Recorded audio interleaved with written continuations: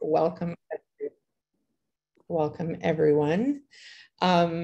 So for those that don't know me, I know we have lots of new volunteers. My name is Tara Doherty. I'm the communications manager at PADS. And joining me this evening, I've got Jackie Clark, who is our breeding program manager and our puppy program manager in the West Coast region.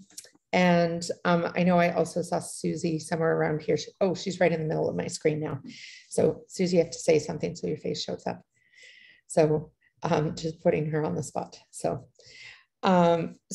welcome. And we've got a fair bit of ground to cover tonight, but we want to kind of go over all the questions that were submitted. So I'm just going to share my screen because I've got a bit of a deck here, mostly to keep me on track. So just give me one sec.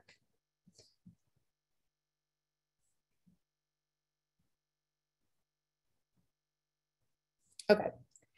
So can everybody see the screen share now? Did that show up? Lovely picture of Tracy walking through the airport. All right. Okay, so tonight we're going to cover a fair bit of ground. So we're going to kind of go over a welcome and a bit of announcements, our process in getting to kind of tonight, and then questions relating to the updated volunteer agreement, puppy raiser agreement, sitter agreement, the lease and recareer policy. So those are all updates to past agreements. And then we're going to talk about any questions regarding the new raiser support handler role and agreement. So that's something brand new.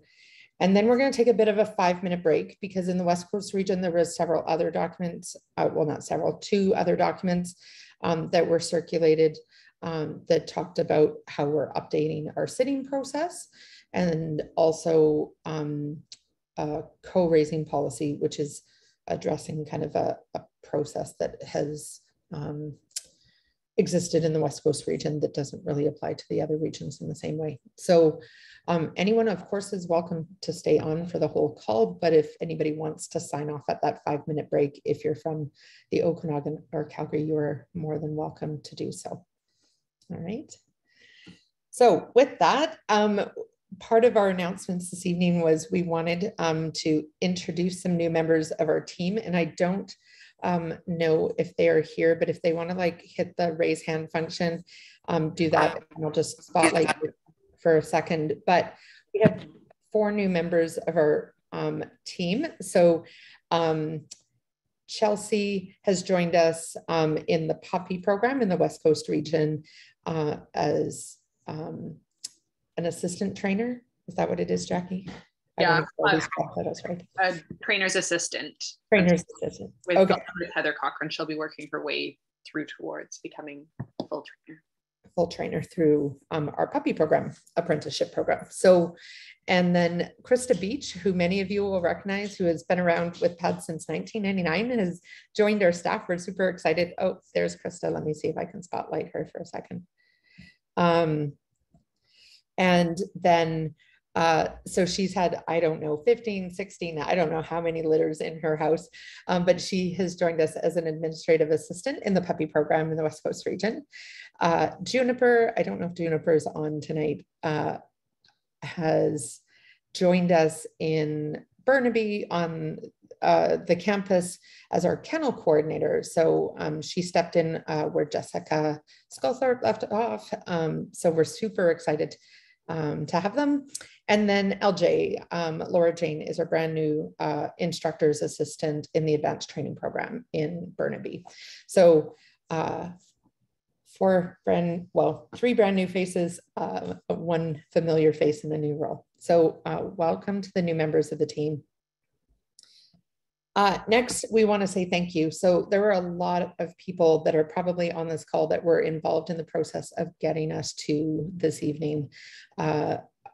In particular, huge thank you to Kevin Hisco, who is one of our puppy raisers in the West Coast region, who is a retired lawyer who poured over countless documents for us and gave us all sorts of lovely advice and read words that I wrote and said, no, these don't make any sense. Use these ones instead, just to make sure everything we have is actually legal. And I'm not making up nonsense from Law and Order. So thank you, Kevin. And then our Communications Review Committee. So some of you may remember last year there was a couple of emails that we sent out to our all region e-blast asking for people to volunteer to be part of the Communications Review Committee. And about 30 volunteers were like, that sounds cool. I'd like to review things before everybody else sees it. And those folks have worked very, very hard and provided an immense amount of feedback into tonight's the documents that we're talking about this evening. So thank you to that group. Your insights kind of from your volunteer roles has been super helpful. And the amount of time some of these individuals spent was just incredible. And then finally, this lovely human, Suzie, many of you know her. If you know her, is to love her. And we just have to say a huge thank you. Suzie is leaving us. We were very sad, but she was incredibly instrumental in working through this process and has been my sounding board on so many things and really has carried the lion's share of the weight on some of these things, particularly around consulting with our volunteer community, et cetera. And we are going to miss you incredibly, but I'm also excited that you are sticking around and still going to volunteer. So I still get to see your smiling face. So we love you. All right. With that, our process. So this kind of culmination goes back several years. We were trying to figure out tonight when we were talking and prepping ahead of time, how far does this go back? Probably about 2.5, 3 years is when we first kind of hit a point that we were like, we really need to take a look at our volunteer agreements. And partly it was just anecdotal feedback we were getting from people. We discovered after probably 8 years of using our volunteer agreement that apparently the language in the legal section around medical, that when you sign it, you actually gave us rights to all of your medical decisions for the rest of your life. So that was cool. But we didn't really want to keep it that way. So that kind of initiated some of this process. But then there was also just different program areas where we didn't have any policy or we didn't have anything documented on paper. And I really love, I shared it in the email, but something that Heather Kidd often says at our managers meeting about clarity is kindness.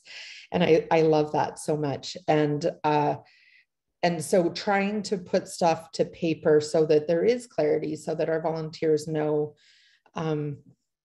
what it looks like, what the path looks like, whether you're new or whether you've been around for a long time. And actually some of the questions that have come through have identified that there really was a lack of clarity. And so some of the policies that went out, they were like, some of the questions that came back indicated that we have not been clear at all in some of our expectations. With that, we then kind of went through expert consultations. So I touched on, Kevin, who helped us from the legal end, but we also consulted other folks kind of within our community that are kind of experts in their field, whether it's around inclusivity or privacy or things like that.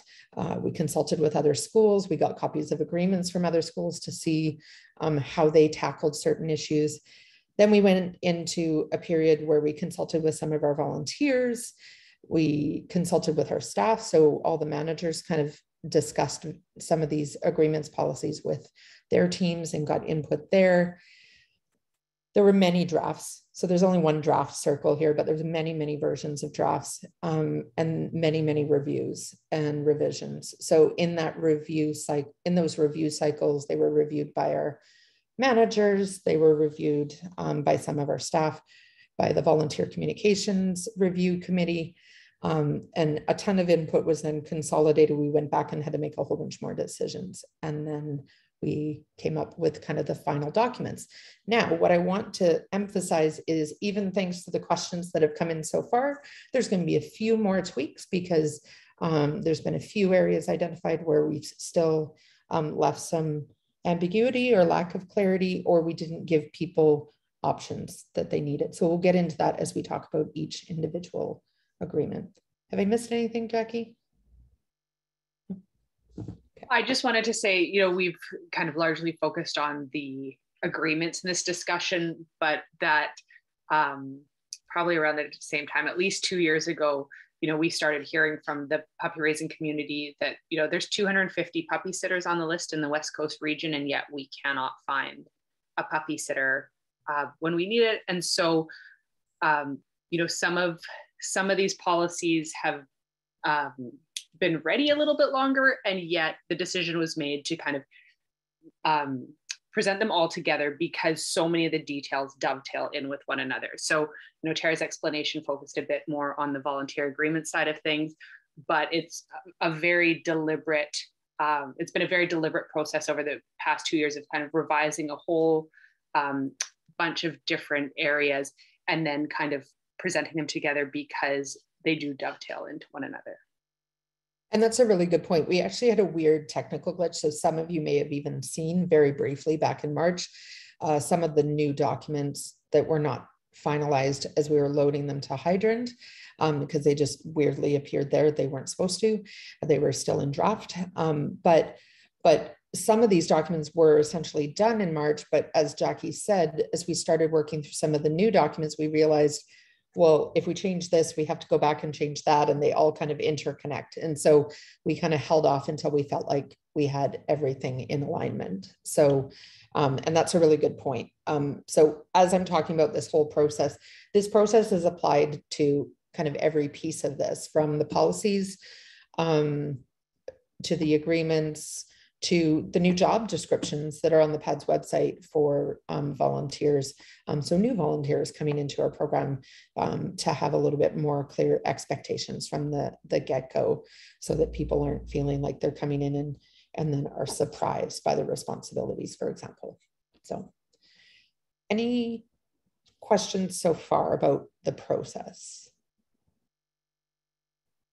And if you want to just use the raise hand function, because I'm screen sharing, if you're waving, I can only see 6 people. So if you click the reactions button, you can raise your hand. Okay.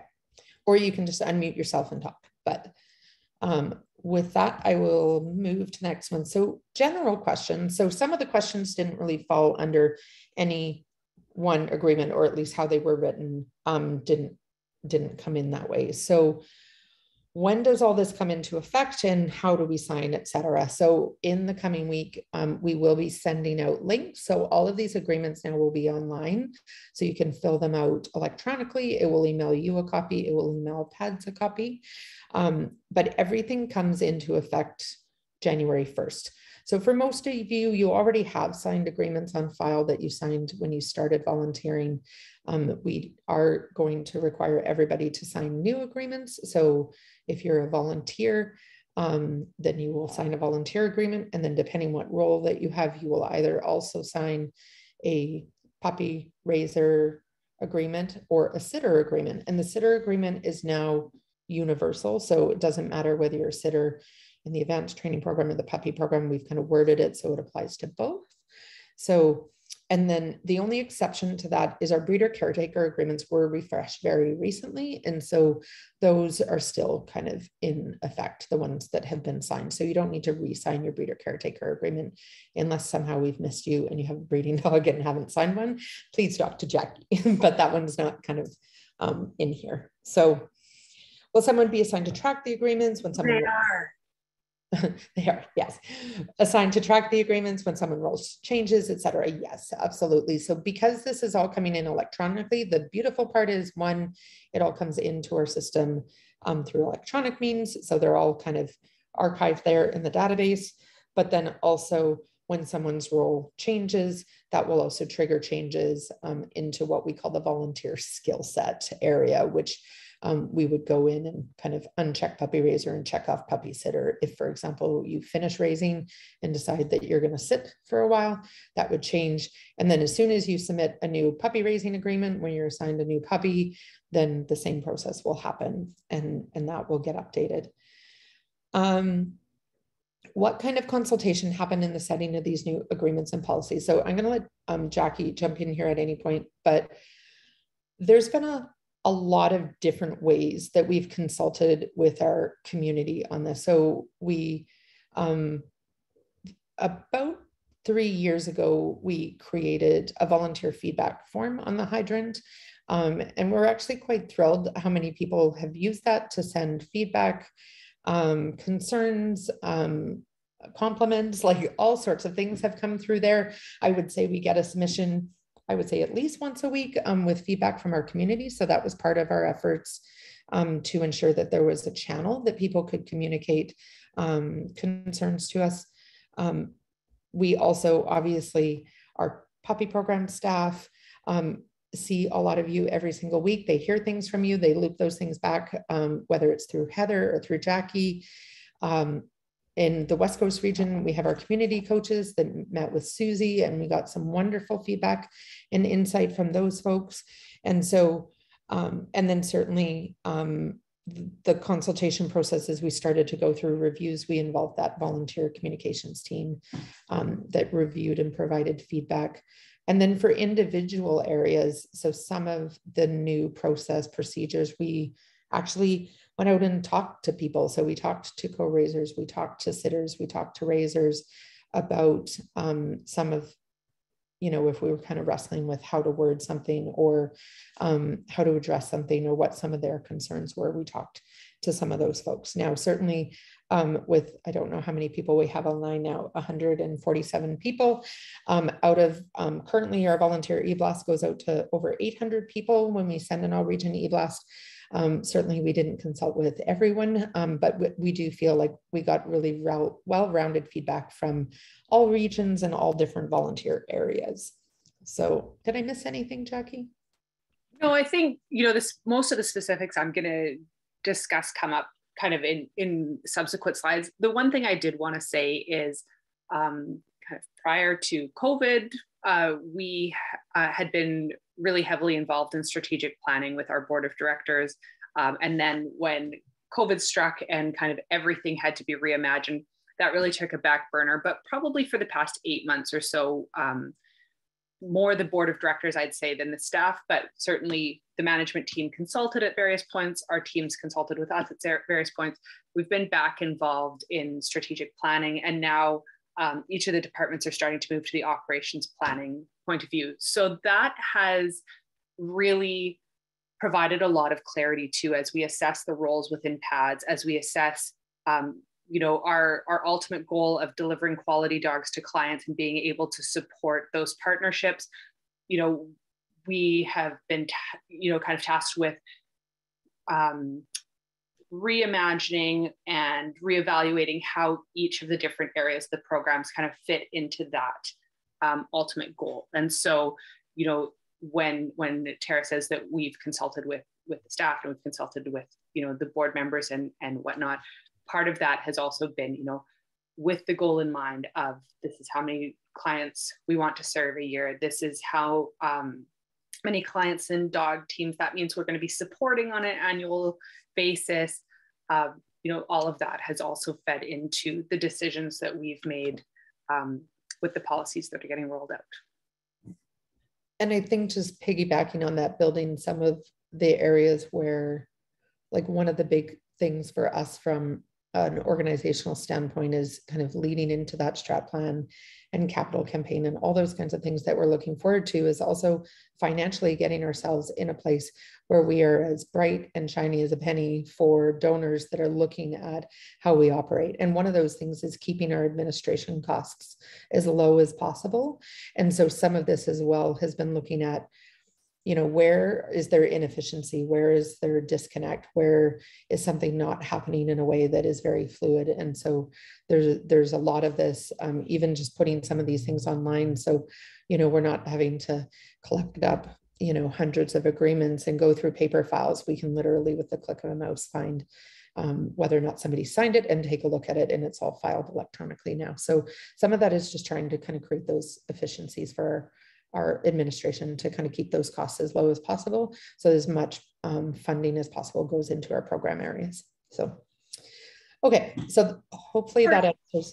Yeah. Tara, I just wanted to add one of the things that feeds into this that we're not really covering tonight, but that, you know, has been a huge undertaking and kind of dovetails in with all of this is the complete reimagining of the volunteer onboarding process. So that has also been kind of with the last 18 months of COVID, one of the things that we've undertaken. And so then all of this feeds into that as well. So, yeah.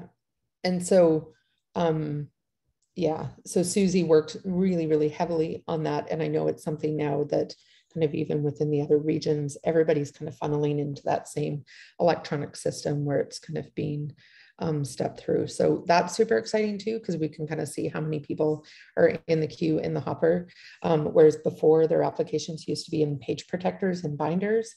And now we can go online and we can see how many people are 50% of the way through, how many people are 80%, et cetera, which is really, really fantastic and cool. So, and huge thanks as well to Laura, who really kind of championed some of the new technology that we're using to kind of track these things, et cetera, and really kind of supported the team in getting kind of the resources that we needed to do this more efficiently. So one of the other questions was, it's super confusing about who is responsible for what at PADS. So thank you for that feedback. I understand that absolutely. We have tried recently to create kind of role-based email addresses, a lot of them. So like medical at PADS or volunteer PADS or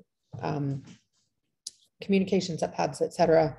And so those email addresses are in the footer of every email. So if you want to pick the best one for your question that seems closest, if it's not the right person, they will direct you.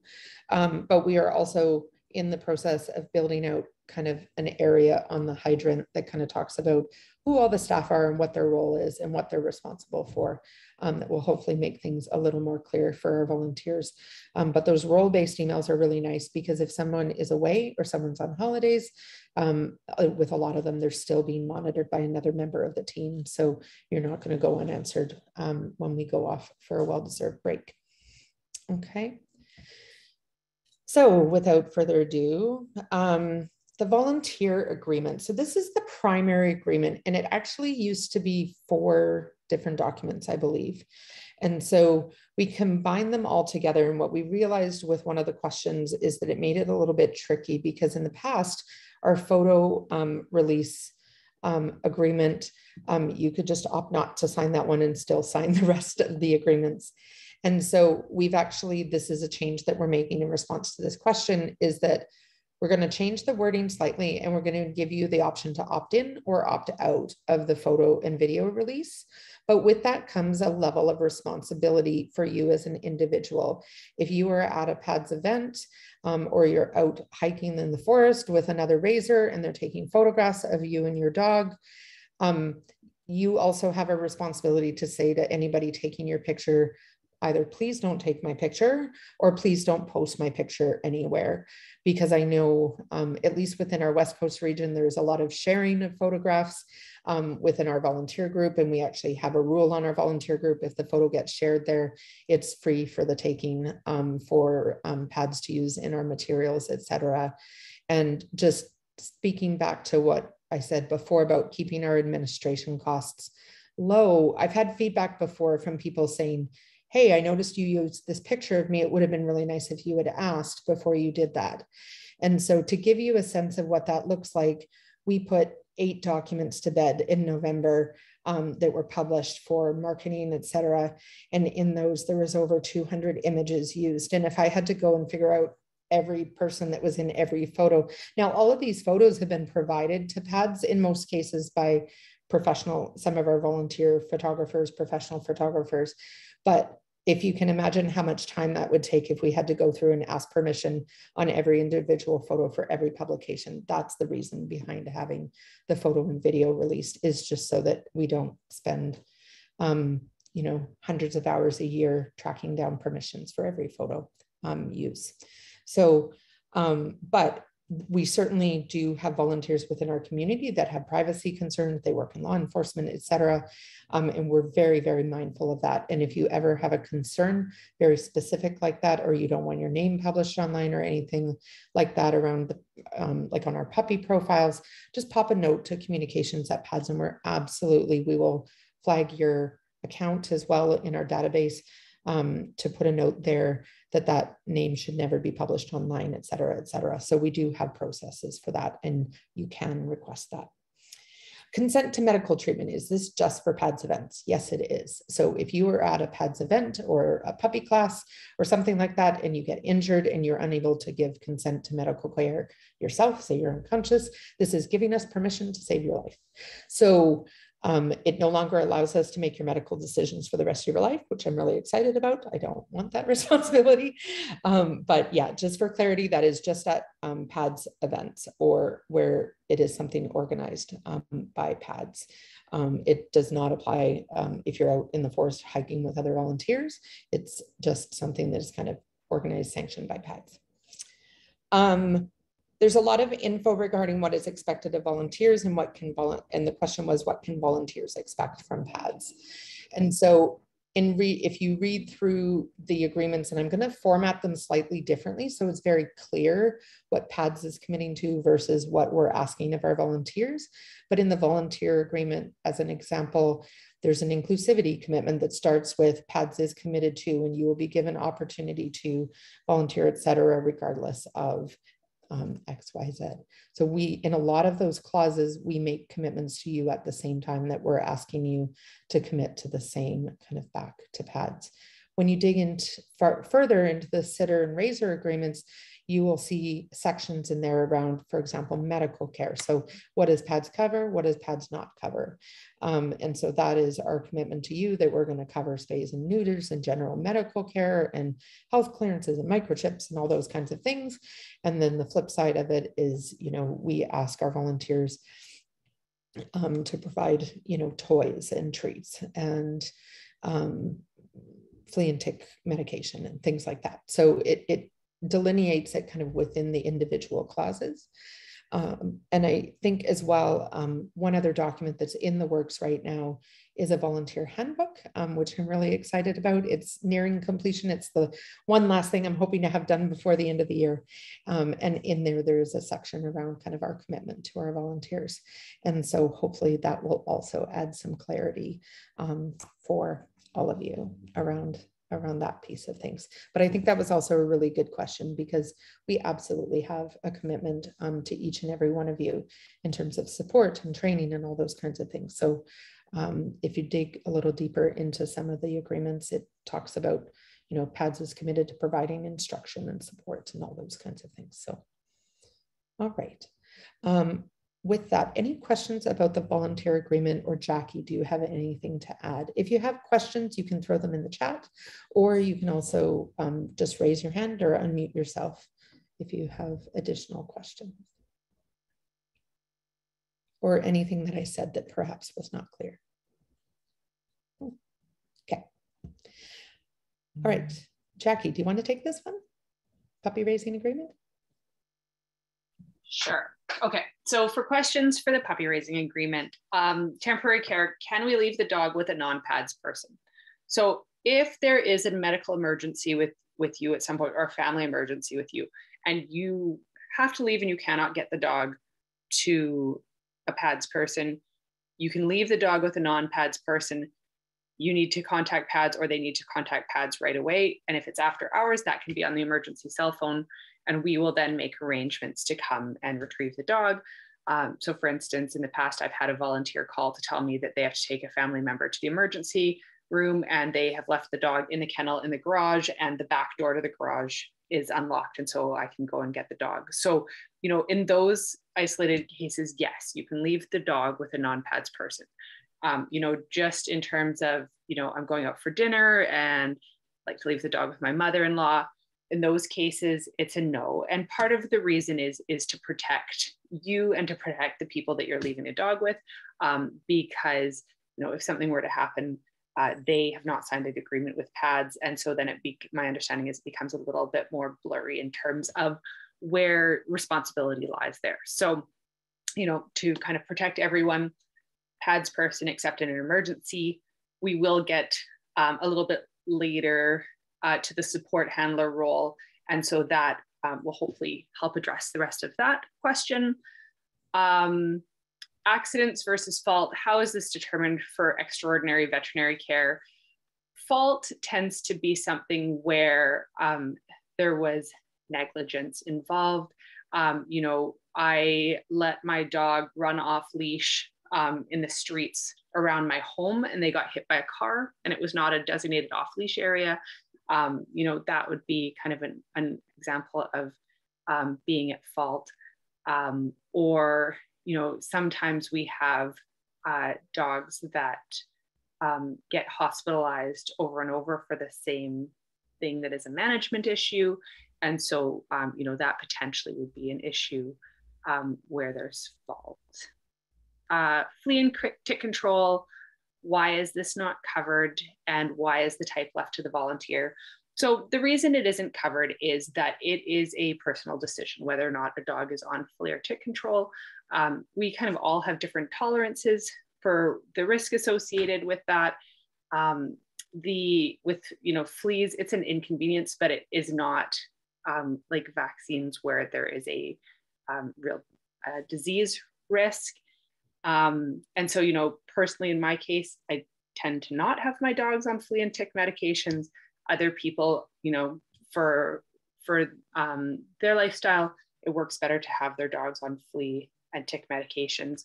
And in terms of the type is not left to the volunteer. There is a flea and tick protocol that is published on the hydrant that covers the types of flea and tick medication that are approved. And some are region specific because some regions have certain types of critters and don't have other types of critters. And some of the flea and tick medications are contraindicated for specific groups of dogs, but are really the best option for other groups of dogs. So for instance, there's a medication called Bravecto, which they're not sure if it is a causation or a correlation, but there have been some seizures in young dogs. And so it isn't approved for puppies under 6 months. It isn't approved for pregnant or nursing dams. So in that case, there are different flea and tick medications that might be used in those cases. And I guess one of the big compelling reasons as well is that over the past several years, we no longer have a dog food sponsorship. And so PADS is paying for all of the dog food that our dogs ingest. And we're paying for most of the vet care that our dogs receive, largely because of a crisis affecting the veterinary community internationally, where there simply aren't enough veterinarians and vet techs. There aren't enough trained. There aren't enough that are staying in the industry because of mental health concerns. And so, if we were to add flea and tick medication on top of that, from a financial standpoint, that becomes really challenging. And then, can a family member under 18 handle a dog in public? What is the process? So a family member under 18 years old can handle a dog in public if they are accompanied by the primary puppy raiser who is supervising them. And it really comes down to a case-by-case determination about your child or the child that you are with that is part of your family, in terms of whether that is a good idea or not. And so, I won't pick on my children, but certainly there are some amongst my children who, I would hand a leash in public because they would be committed to working the dog in a way that was going to be beneficial to the dog and be safe to the public. And there may be others among my children who I will not name and who I would not give a leash in public under any situation, because what the dog is going to practice is not going to be to the benefit of the dog. And from a safety point of view, I wouldn't really be, looking out for public safety. So I think with a lot of questions overall with regards to the dogs, one of the things that I would always put kind of at the front of my mind as a question is this serving the dog well or not? And so, if it's a situation where I think the child's going to handle the dog well, then, or that I want the dog used to working with another person, that might be a good situation. But if it's just that my child wants to hold the dog's leash in public and I'm thinking like, don't think this is in the dog's best interests, then I would tend to lean towards no. Sorry, I saw a question come up in the chat. Oh. Alana, can you elaborate for me? Alana says, hi, Jackie, tick medication is mandatory in the Okanagan, to my understanding, not a personal choice. Can you please elaborate? I guess my question would be, is that it's mandatory from a PAD's point of view, is your understanding, or it is mandatory from a bylaw licensing point of view? Oh, sorry, Jackie. It's on the it's in the medical protocol. I guess ticks, they said ticks are prevalent in the Okanagan. So the dogs have to be, it's a PADS policy that the dogs have to be on flea and tick medication. Okay, then I guess it's a PADS policy that the dogs have to be on flea and tick medication. Usually the recommendation is that if it's a place that is over, I think 30 degree, no, that's heartworm. I'm not sure about flea and tick. I'll have to ask Kaylee. Okay, so we can. There's another question, hang on, about why do we no longer have a dog food sponsor? Are we looking on getting a replacement sponsor? In the meantime, Eukanuba is getting some free publicity on the PADS capes. We no longer have a dog food sponsor because Purina changed its giving mandate and decided that it wasn't going to be supporting assistance dogs organizations any longer. Eukanuba gives us a discount on the food, is my understanding, and also participates with us in various initiatives for events and whatnot as sponsors. And so the recognition on the capes is in response to that. So it is not it is not free publicity.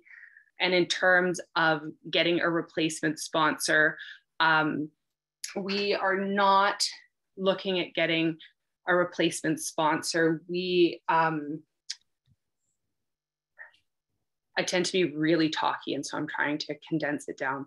There are only, I think there's 3 parent companies, but underneath them they have different food brands, but there are only 3 parent companies that actually have a boarded, which means a medical professional who has then gone through another extensive, usually 4-year program in a specialty, and then they write their exams and then they become a boarded specialist. So there are only 3 dog food companies that have boarded specialists in nutrition and see, this is where I need Kaylee. Nutrition and I forget what the other one is. Anyways, two specialties with regards to food. And so in Canada, dog food is an unregulated industry. And so the veterinary community at large tends to feel pretty passionately about staying with brands that have boarded specialists. And so that is where we are with food. And I'll just speak to Eukanuba because it's a question we've had several times. So you're probably about to see an email early next week that Eukanuba has provided a matching grant for a Christmas campaign. They purchased, they paid for the replacement cost of all of our capes, which is astronomical. So we were reaching end of life in our capes. And so each one of the, like they all had to be replaced and they funded the entire cost of that. And so basically anytime you see Eukanuba's logo, it is because they have given us some sort of financial donation in exchange for that. And so, and likewise, their litter sponsorship recently was in exchange for, you know, I believe it was a $20,000 gala sponsorship. They got the rights to name a litter. So, so we have forged a partnership with Eukanuba. We're excited about the future with them in terms of kind of where things are going. And, you know, they are quite a substantial sponsor. That being said, dog food is now a line item in our budget. So they basically become a major donor of PADS. But the flip side of it is we are still putting all that money out every year. And then also all of, as Jackie mentioned, all our spay and neuters and vet care, et cetera. Those, much of that used to be donated and now most of it is not. So Yeah. And then there's another question about heartworm being required in the Okanagan. So I would refer to the flea and tick protocol. Yeah. And that so, is not one I read back up on ahead of the meeting tonight. I apologize, but I believe it is covered in the protocol.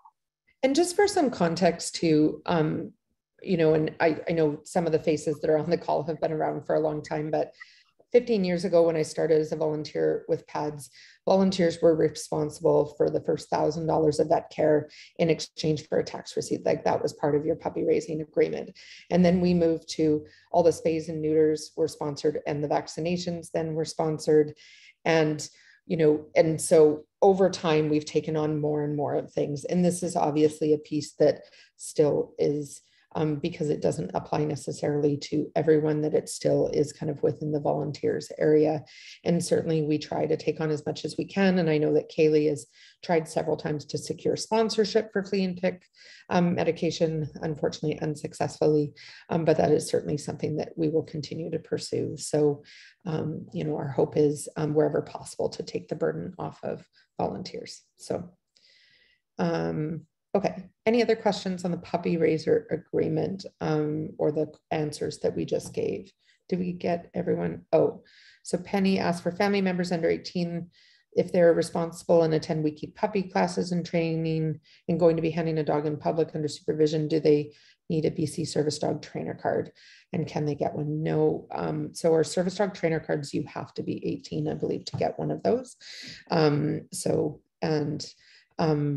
And Lindy, yes, for flea and tick, any flea and tick medications can be submitted on your annual expenses. So, sorry, I was just going to add to Penny's as well. If you are supervising your family member in public, I'm less concerned about that a family member under 18 is sitting through each of the classes. If you are directly instructing them on what to do, as long as you're coming to classes every week. Some of the people in my cohort will remember my 15-year-old sleeping behind me in the chair when I made him come to class. So we recognize that sometimes that is a real struggle, and that your children in your home are still kind of under your supervision, handling the dogs all the time at home. And so, you know, the same would apply in public. Okay.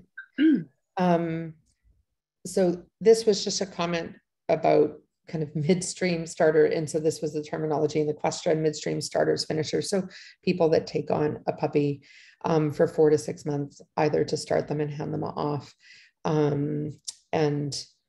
And so I think it was the section of the email that referred to like what agreement you would be signing. So when that dog moves on, it said that you would sign a sitting agreement if you were not taking on another dog immediately. That does not mean that we would remove you from the pool of available sitters for puppies that are coming up, whether it's an older dog or a younger dog. However, with these new agreements, if you were a puppy raiser, the new agreement will have a space for the dog's name. So I mean, it did on the old one as well. It's specific to the dog. So every time you are assigned a new puppy, you will fill out that agreement with the puppy's name and sign it. It also covers you for any other, like if you were to, in an emergency, take on a puppy from another raiser, et cetera, that is covered under your puppy raising agreement. The sitting agreement is just if you have a raising agreement that is now expired because you've turned in that dog or that dog has moved on to another volunteer. The sitting agreement triggers ensuring that you stay on our email distribution list. It also ensures that, you know, legally we've got agreements in place. Now, that sitting agreement may only be valid for a month, and then you take on another puppy, and then the puppy raising agreement would supersede it. So hopefully that answers that question. So it's not saying that you can't move from raising one dog short-term to raising another dog short-term. It's simply that we want you covered in the in-between time, and we'll have that discussion with you at the time of turn in or handoff. And Tara, correct me if I'm wrong, but all of the agreements, legal counsel has said we can have them signed electronically. And so, you know, it's fairly seamless to sign it. And I see Angela says, is that not a lot of overhead? I'm going to let you guys in on an exciting secret, is that we have a new system coming, which is going to automate so much of this for us. I'm so excited. But even these agreements are going to be links on the hydrant that you can just click on and you can fill them out. Please don't fill them out 47 times for us. But you know, like if you wanted to, you could. So, and then it just goes into the database when you fill it out, and we can go in and pull a copy of it. If we need a copy, we can search by name and pull a copy out. So, and why is the puppy raising agreement specific to the dog?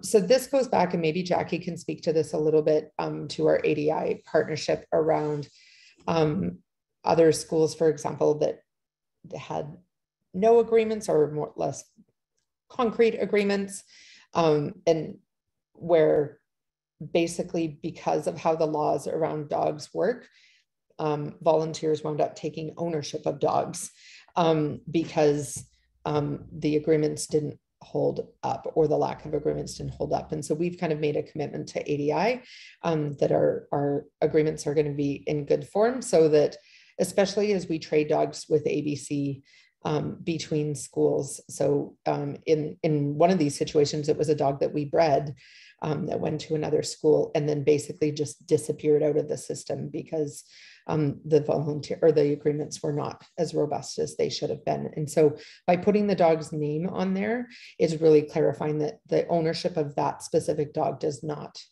belong to you. The dog belongs to PADS. So, but also it's,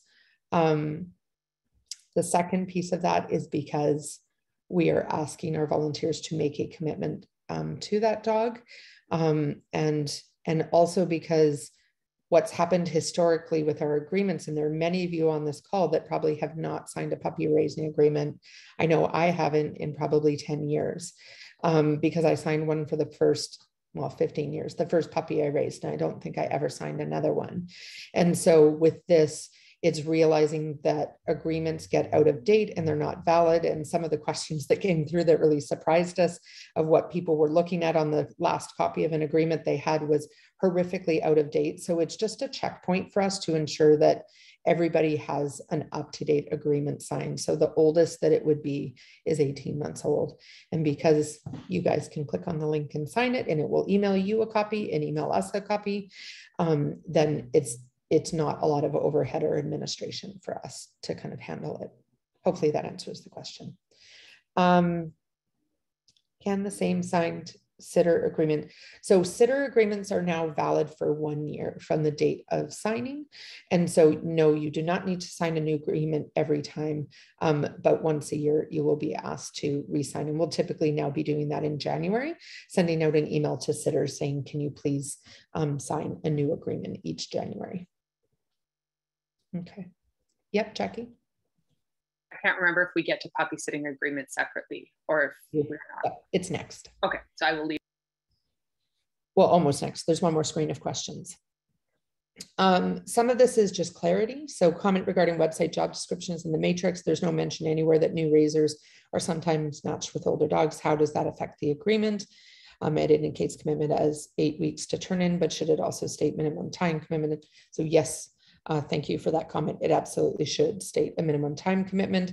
It doesn't, however, affect the agreement. So whether you were signing a puppy raising agreement for 2 years or you're signing a puppy raising agreement for 4 months, that agreement will last until that dog is turned in from your care. So hopefully that makes sense.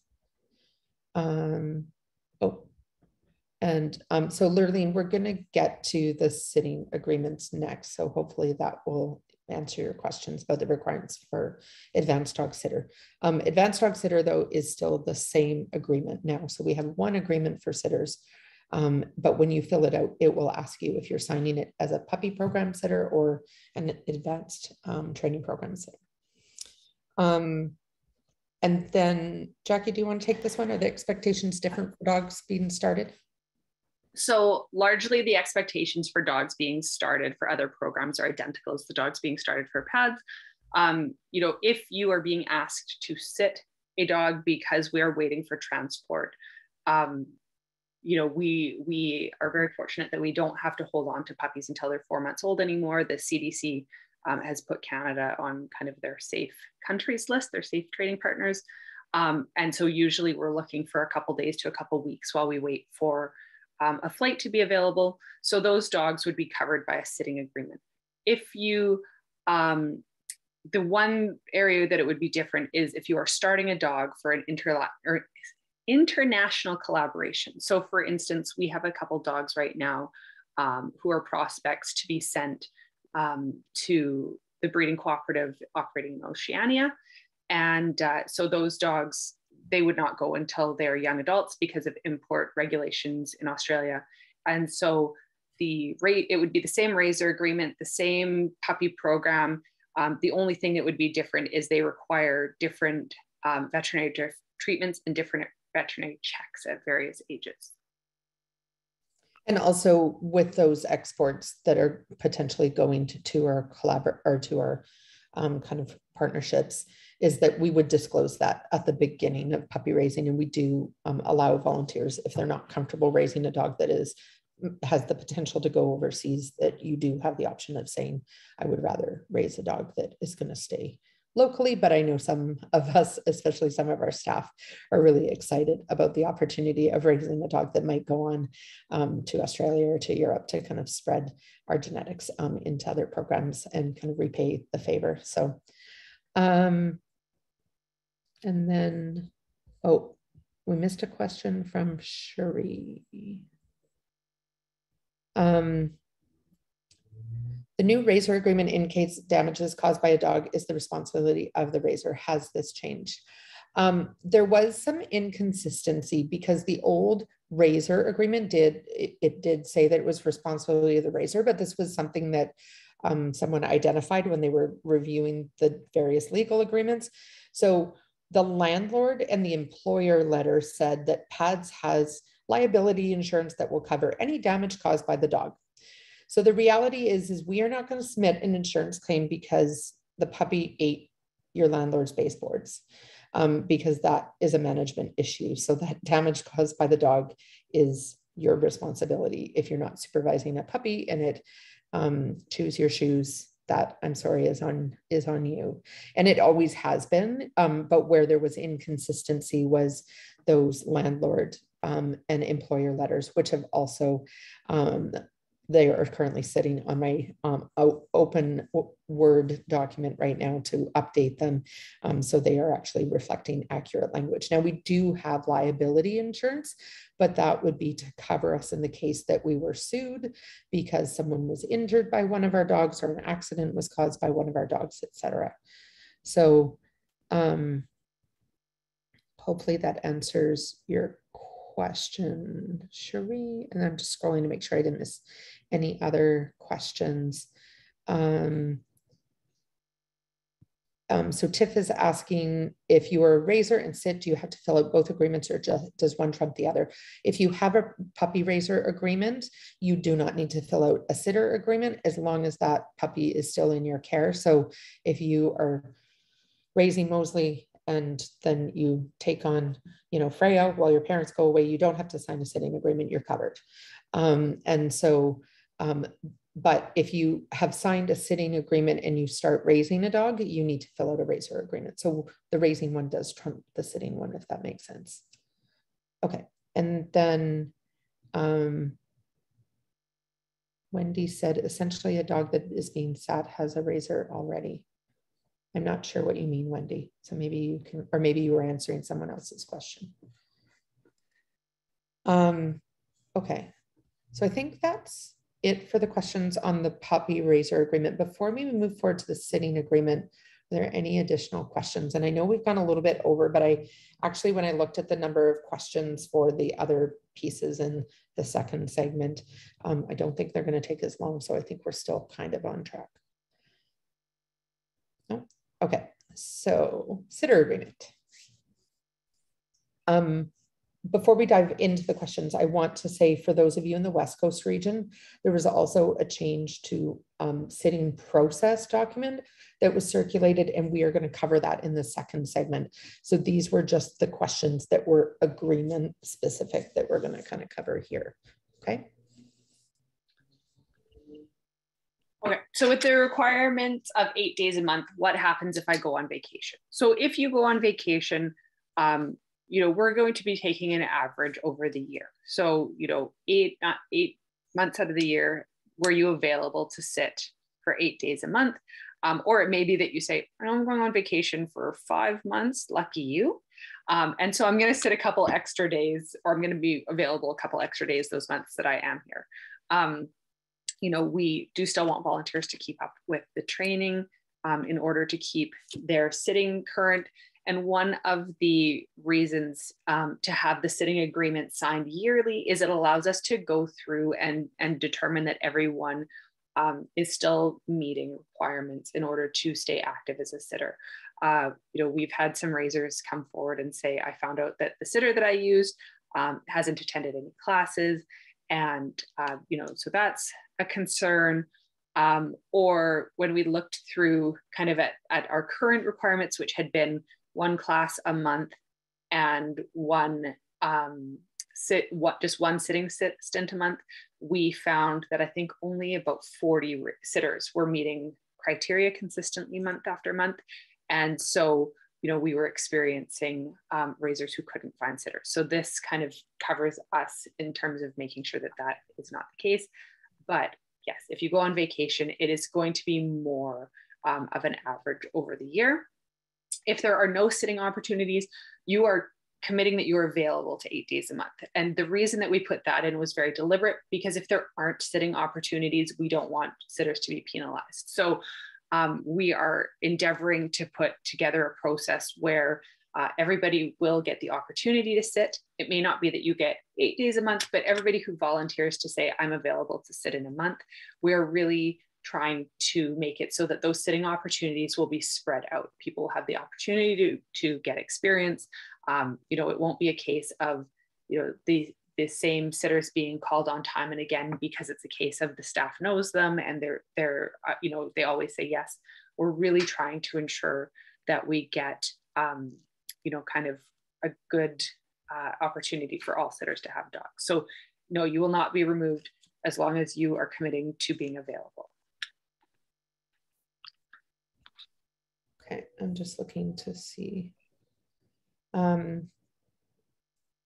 So Liz is asking, where are we recording when we're available for sitting? And so this may vary depending on region. So I know, I think I saw Wendy, and I'm not sure about Brian, but for the West Coast region, there will be a link sent out that will kind of track your availability and any preferences, where you live, et cetera, what days of the week you're available, all those kinds of things. If you have another dog, another cat, if you have an intact dog, all those kinds of things, so that our team can kind of filter and kind of query down to kind of find people that are suitable for the requests coming in.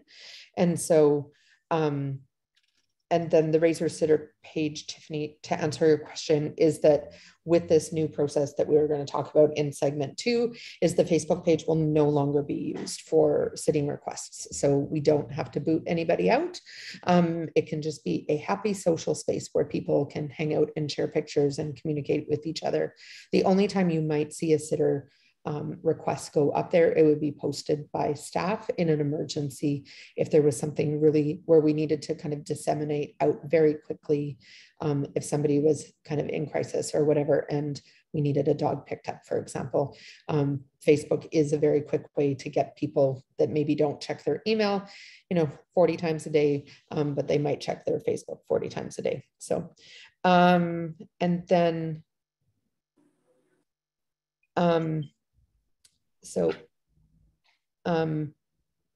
So Angela, to answer your question about like the number of active household sitters that we have, this is part of the challenge that we have been wrestling with, is the number of qualified people, and I use air quotes around that, that we have in our system that say that they are sitters with us is far, far greater. And so Doug has worked monumentally hard to try and kind of go through and track like who has sat, who hasn't, and has been updating that. But when we started the process of these documents and everything else, and the process of kind of reviewing our sitter list, the West Coast region had 200 plus sitters.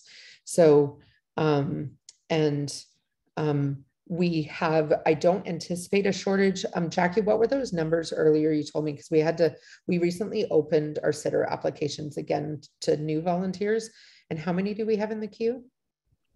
My information's third hand, but I was told, I think that 100 households have applied to be puppy sitters.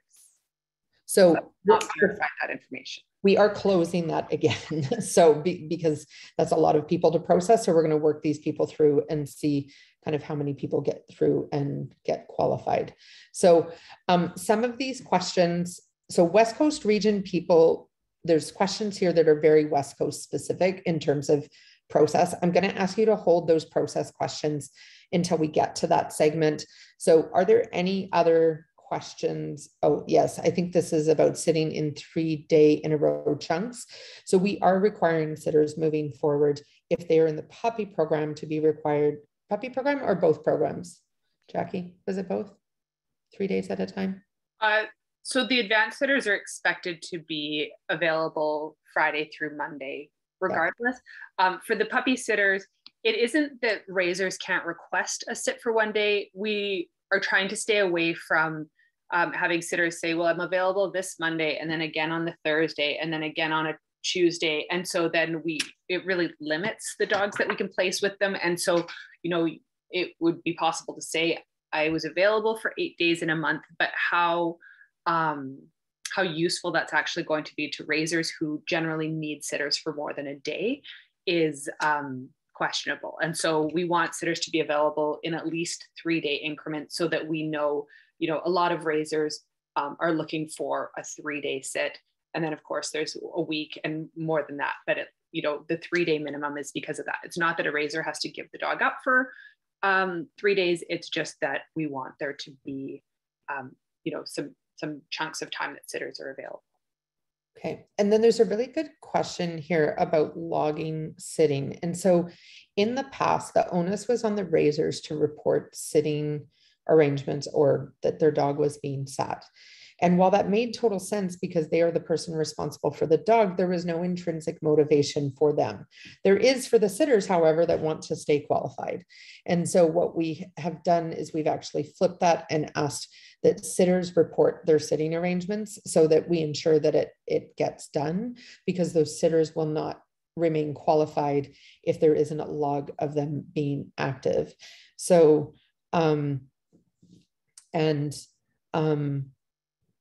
sorry, there's so many questions coming in that it's scrolling while I'm trying to read another one. So, so Jessica, to finish answering your question, is the idea that raisers need to give up dogs for 3 days, even if they just need a sitter for 1 day? No, that is not the idea. It's just that we have a lot of folks that will take a dog for an evening or take a dog for a weekend, but not enough people that are willing to take a dog for like a 1 week or 2 week stint, et cetera. So moving forward, any new sitters applying into our program from the public, it is a requirement that you must be able to take a dog at least 3 days at a time. And obviously our preference is people that could take a dog for a week or 2 weeks at a time, because that's our greatest area of need, is sitters that are able to take a dog when the raisers go on vacation. So right now, I don't know about other regions, I'll speak for West Coast, is that most raisers have to kind of cobble together a combination of sitters if they're gone for 2-3 weeks, because we just don't have a population of sitters that are able to take dogs for extended periods. So that's why we changed the requirements of the rule on the website, is that we want people that are willing to take dogs for longer periods.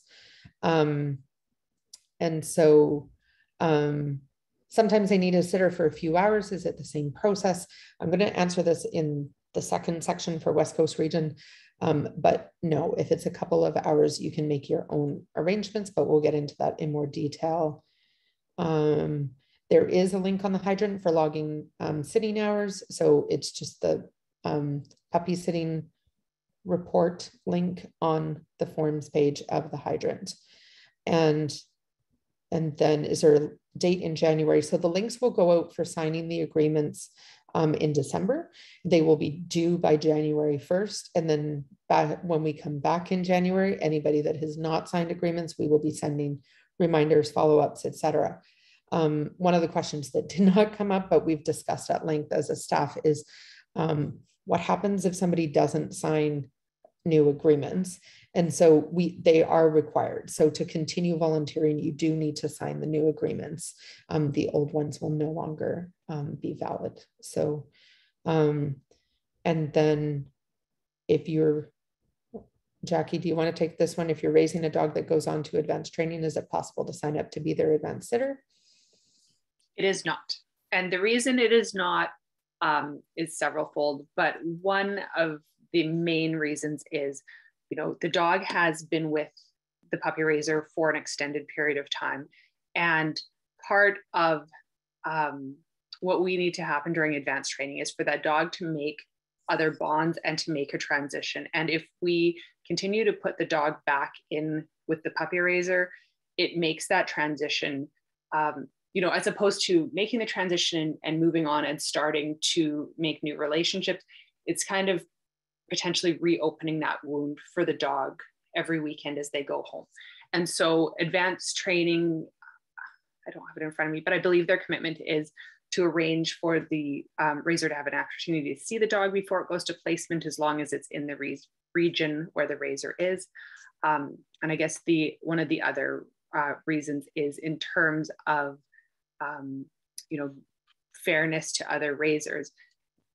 If a raiser's dog is deemed more appropriate to go to Rob on the island, or to Lisa out in Chilliwack, or to Miranda in Calgary, those raisers don't have the opportunity to sit their dogs. And so, we discussed it at length, and pretty much across the board, it was decided that it was better from the dog perspective and from being able to be fair to everyone, to not have raisers continue to sit their dogs in advanced training.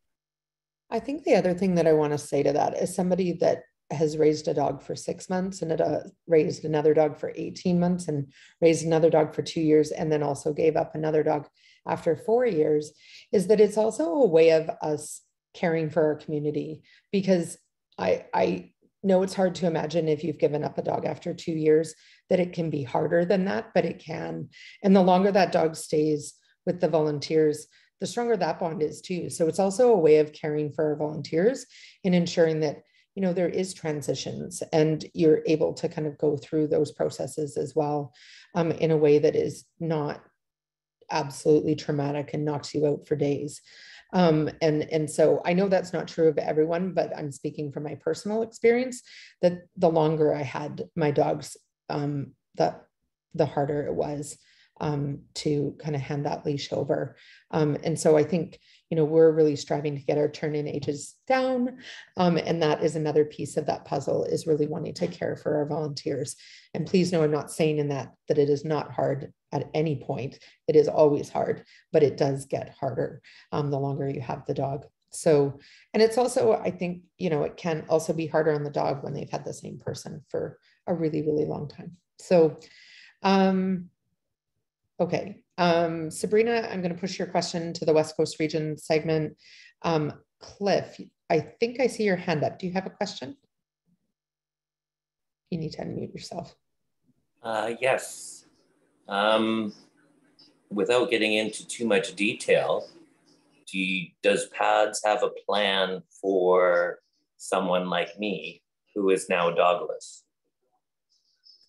We need sitters for sure. So I think individual kind of like scenarios in terms of like what role is the best fit for you. That was part of the reason we kind of included the job descriptions in the matrix, was to kind of look at like, what is the best fit for you? And that really is a personal decision for each volunteer. So I can send you those links. They were in the original email, Cliff, but maybe take a look at them. And then it's really ultimately like, if you've turned in your dog and you're wanting to be involved as a volunteer, whether it's as a sitter or a raiser, et cetera, then it's just a matter of expressing to us what that hope is moving forward, whether you hope to volunteer in the puppy program, the advanced program, et cetera. So, but I wasn't sure. Do I need to now apply to be an advanced sitter? Do I need to apply to be a sitter? What is the protocol now for someone like me? So if you've turned in your dog, then you need to kind of express whatever your next step is. So it's not necessarily an application process, but it's signing a sitting agreement for whichever program you're hoping to volunteer in. So okay, maybe this is just a different conversation because maybe you don't know what's going on here. Okay. Well, and if it's personal, like specific to your situation, it would be better to take it offline. So let's chat about that one offline. And so I think we're almost at the end of this segment. So people are asking if there's going to be a 5-minute break. There is. We have one more slide regarding advanced dogs. And then we just have a brief question about the release, recareer, and the razor support handler. So we probably will be about 5 more minutes, and then we will go to a break. So Alana just said there are multiple situations where puppy raisers have been advanced sitters, and yes, we changed that probably 6 or so months ago, you know, kind of as the process of reevaluating everything. So for the past turn-ins since the summer at least, I know that that is not the case anymore. So, so in terms of advanced dog or the advanced dogs and how that applies to sitter agreement. So there were questions around, will there still be training for advanced sitters? Absolutely, there will. There was specific questions about a pilot project that Ashley was doing, which I don't believe is running right now. But I know that Margaret and her team have actually been intaking, which answers the next question. They've been intaking volunteers to be advanced sitters from the general public. So there is no requirement of numbers of dogs you have had to raise before becoming an advanced sitter. And then will advanced sitters be allowed to attend online puppy classes? With online puppy classes, those are open to any sitter. You are welcome to sign in and attend. And then there was some lack of clarity. And so we went back to our team to ask about this next question, which is, can existing advanced sitters sit puppies between assignments? We really are asking our volunteers to choose one program that is kind of their primary responsibility. And that's so that our teams can actually plan and evaluate their resources. So like if advanced training says, okay, we've got 20 advanced sitters in our queue and we've got, 15 dogs in advanced training, we know that we're well covered. But if they call 10 of those volunteers and they're all busy sitting puppies in the puppy program, now they're not covered. And so as long as whichever program you sign up for as your primary is your primary commitment and responsibility, if you're in between dogs, like often this happens, an advanced sitter is assigned a specific dog. And then that dog is matched and placed, and it might be a few weeks before the next turn-in or before you're assigned your next dog. If you want to sit for the puppy program in that time, you are more than welcome to, and we thank you for wanting to be so involved. That is fantastic. Or if you sit every weekend and somebody asks you if you can take a puppy 2 or 3 days during the week, absolutely. Now, this answer applies to our existing volunteers. Moving forward, we really are trying to kind of break things down a little bit further. We're going to do a bit of a trial on this for the next 6 months, particularly for the Burnaby campus, just to see where things get to in terms of our advanced sitter kind of community and how large that community is, how many people are kind of committed, et cetera. So and then there was inconsistency in one of our documents, and I will be replying directly to the person that asked this question, where it said 6 months in one place and 12 months somewhere else. And I couldn't find that. So I will be responding to them, but if anybody else saw it, it should be a minimum 6-month commitment, but we prefer a 12-month commitment. So particularly for somebody new signing up to volunteer with PADS, it's a huge commitment for us to train somebody up to work with our dogs. So, and that may be where it came out, maybe in one of the emails. So we don't want people switching between, say, the puppy program and advanced training for less than 6 months. So if you say, I want to join the advanced sitting team, we're looking for a minimum 6-month commitment. Okay. Oh my goodness, so many.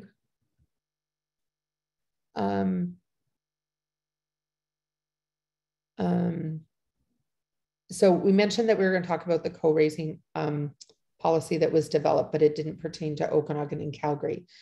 Co-raising is something that's sort of evolved very organically in the West Coast region, often kind of arranged directly between raisers in multiple households, and it didn't have a policy formally. And part of what was communicated to the West Coast region is it's not something that we're going to be actively pursuing moving forward. There are some co-raising relationships where there is two households that work together. And so and some of them are fantastic and have worked really, really well.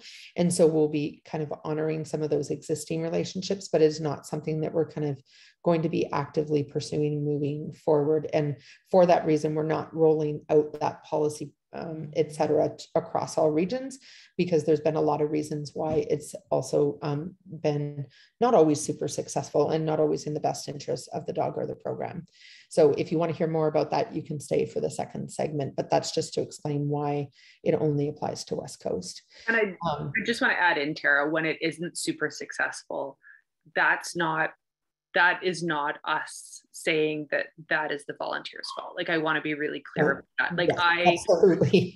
Haley and I are one of the failed co-raising partnerships where it was just not in the best interest of the dog we were raising, and we ended up having to transition that dog to a one raiser household. So, it's not a case of, if we are saying, it's not always in the best interest of the dogs, we're not saying that that's a raiser issue. Exactly. And thank you for that clarification. So I did not mean to imply that at all. So I just was trying to kind of skim quickly over that question, but please feel free to stick around if you want to hear more about what that is about. So, the release recur policy, there wasn't any specific questions. That honestly, that document was in many ways for clarity for our own staff about what the order is in terms of where dogs go when they're released. But there was one question that came up that said, isn't this a good place to state that raisers aren't allowed to adopt the first dog they raise? So Jackie, do you want to speak to that one? I do want to speak to that one. So the raiser's not adopting the first dog they raise. The reason that had been floated. Oh, okay. It's okay. Scary, but you just stopped sharing. Okay. The reason that had been floated in the first place is that our genuine hope is that when people join PADS as raisers, is that they are going to stay across multiple dogs. I think for those of you who have raised more than one dog, I would hope that the second time around is a lot easier, even if the dog is more challenging, only because this is a phase, or these are the things that are really important to me that I've started out with as I mean to carry on. And this other stuff, I'm not going to stress so much about. Like, I'm not going to stress so much about whether or not my dog can sit on cue by 12 weeks. But I really am going to make sure that they are good in their kennel during the day, right at the beginning, because, I've lived through that before. So second, third, fourth dogs are much easier. And so our hope is always that people stay around for multiple dogs. The biggest reason that we tend to lose raisers is because they adopt the dog they raised. That being said, our aim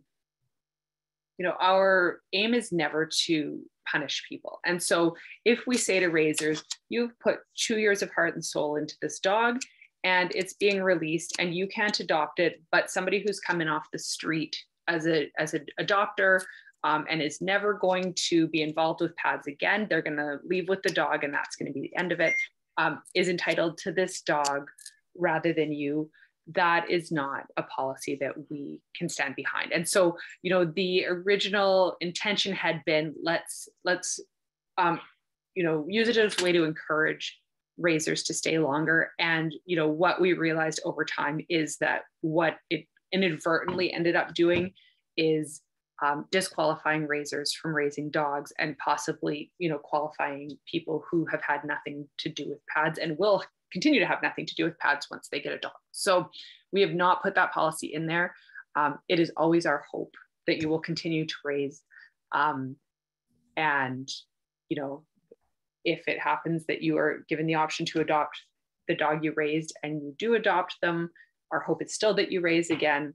And if you adopt the dog that you raised and you absolutely can't, you know, that's unfortunate, but you know, we're still incredibly thankful for the time that you have been with us.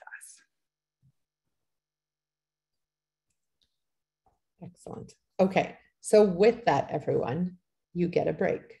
So we've gone over for sure on this section, but this section was much heavier than the next section that we're going to kind of go through with the West Coast region. But if there is any last minute questions that are not related to the new sitting policy, co-raising policy for the West Coast region, feel free to unmute yourself or throw them in the chat. And this is all going to be recorded. So if you need to kind of get up and stretch and all those good things, feel free to do so. If there's any last minute questions, I'm happy to answer them. And there is a question, do we ever have an exit interview in terms of why members of the community leave? Yes, we do. And that's something that our lovely Suzie was very passionate about. And it is something that we've done recently. We've kind of formalized more. One of our big problems that we've had in the past is we haven't even asked the question, are you leaving? And so most people would just roll over into being sitters. But now with these new agreements, we will know, because if people say, I'm not ready to sign an agreement, then we will kind of activate that, like, okay, you're exiting as a volunteer kind of process, which has been one of our big challenges. So just looking to see.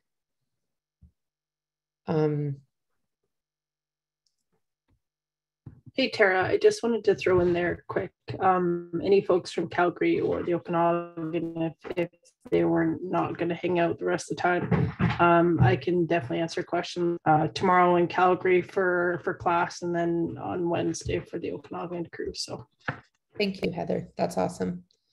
And thank you, everybody, for all. You're here, Heather, and you turned your thing on and I can see you. Yeah, and thank you, everyone. I've been here the whole time. For all the questions, because I think it does create more clarity when people ask. So so I'm just scrolling through, and I think the rest of the questions are related to the next segment. So I know a bunch of people have jumped off, but we'll just give everybody a couple more minutes here, and then we will finish these last couple slides. Well done, Tara. And now I need DJ Suzie Suze to just like crank the tunes or something for a minute or two. But all right. I don't know why it keeps showing me all the non-video, because there's still 132 people here. So I'm like, I can only see 25 of you. Where are the rest? Hey, Tara. Yes. One of my questions before about, I guess, like banking sitting days against the 8 days a month. I don't know that we touched on my question, and I just wondered if so, like if I had a dog for 2 or 3 weeks, can I use that to count towards like next month's 8 days, or is it just like always 8 days a month? I love how you think. And I am going to just confess something to everyone here, is that we don't have that kind of time. So, and also I want to be really clear that we're not super legalistic about this either, in the sense that, like, if you only sit 7 days this month, boom, you're out. What we would be looking at is patterns where, like, somebody has not, every time we contact them, they say, sorry, I'm busy, can't take a dog. Sorry, I'm busy, can't take a dog, you know, for 2-3 months at a time, or they're never coming to class, etc. But we had to put something concrete down so that we can go back to somebody after a few months and say, hey, you haven't sat at all for the last 2 months, and we've not seen you in class at all for 2 months. But we really do want to strive towards people understanding what the expectation is, that you're going to sit, you know, on average 8 days a month. So at the end of the year, look back and say, I've sat 80 days this month. That should be a good goal to strive towards. If you go on vacation, please have a good time, have a cold drink on me, and just like, don't stress that you're going to get disqualified. I would like to live vicariously. So, but with this, we need to put requirements down on paper so that people understand what they're signing up for.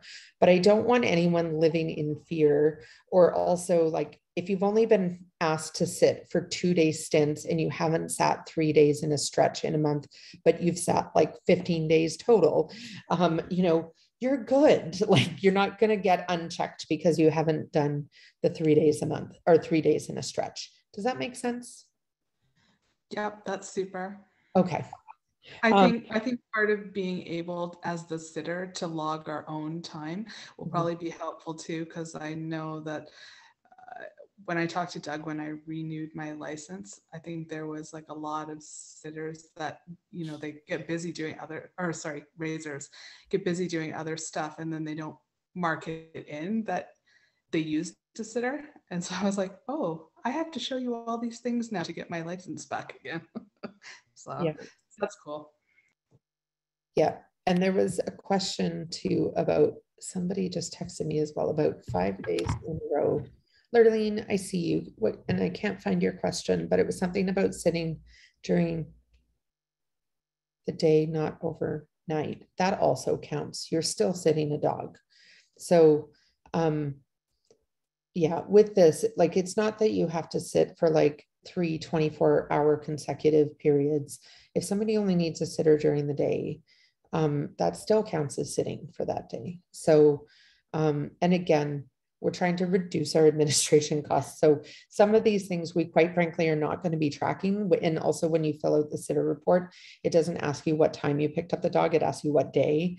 And so we would never know that you only had the dog during the day. So please don't stress. So, okay. Hey, so Tara, if we're gonna have a few minute break, we actually need to have a break so people can feel like they can get up and go. Okay. Do you want me to throw on a Christmas tune? Yes. Okay. Come on, close. Okay. Here we go. Can you hear it? Oh, not a girl. Okay. All right, 2 Christmas song breaks. Everybody tells me what you need. I don't care about the presents underneath the Christmas tree. I just want you for my own, more than you could ever know. Make my wish come true. Baby, all I want for Christmas is you.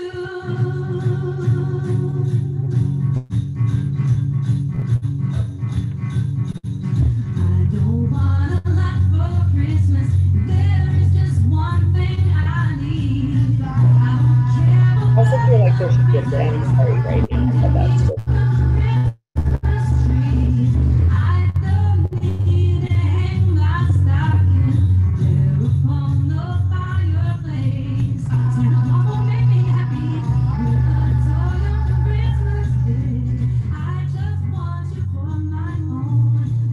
I want to go sit with Rafi on the couch.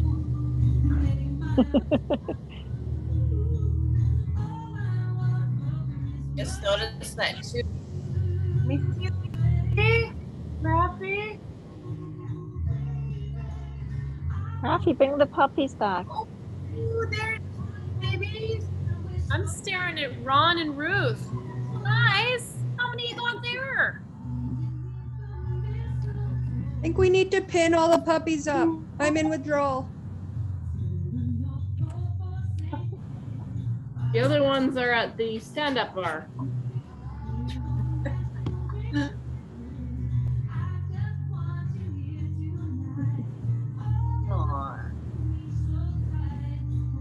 That makes me want another puppy. They're very sweet.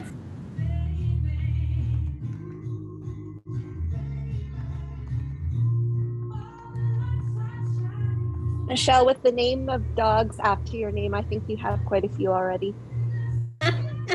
Yeah, there's no more room at the inn right now.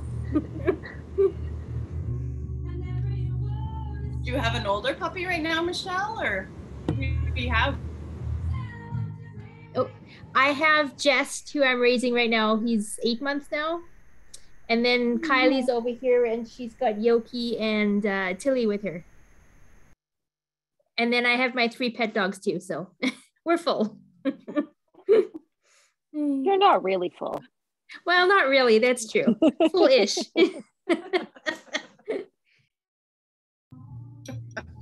Thank you, Michelle. We love you.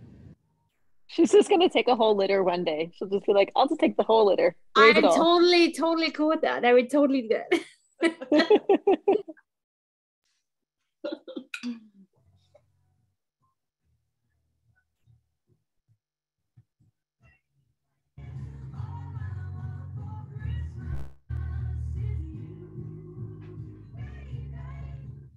Tara, you're on mute if you're talking. I was talking. I was asking Ron and Ruth which puppies they had, and then they got up and walked away. So I assumed it meant they were running away, but it was because I was muted. Which puppies were those? I had Marvel. And Panther. They're so dang cute.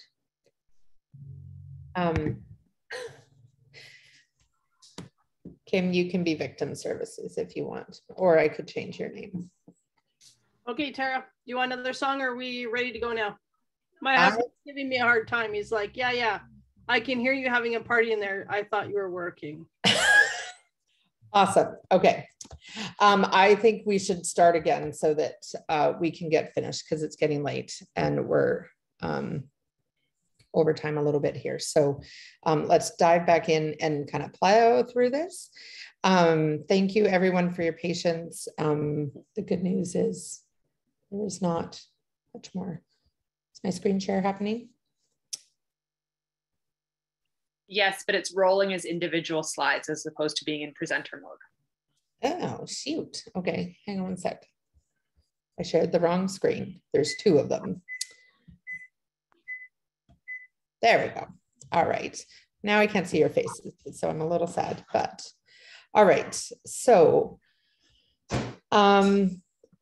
for the West Coast region, our new sitter system. So these were questions that came in, and I know there was a few questions that were posted in the chat. So I'm really sorry, folks. I'm going to ask you, just because scrolling through and trying to find which ones I said we'll skip over and we'll answer when we get to the next segment.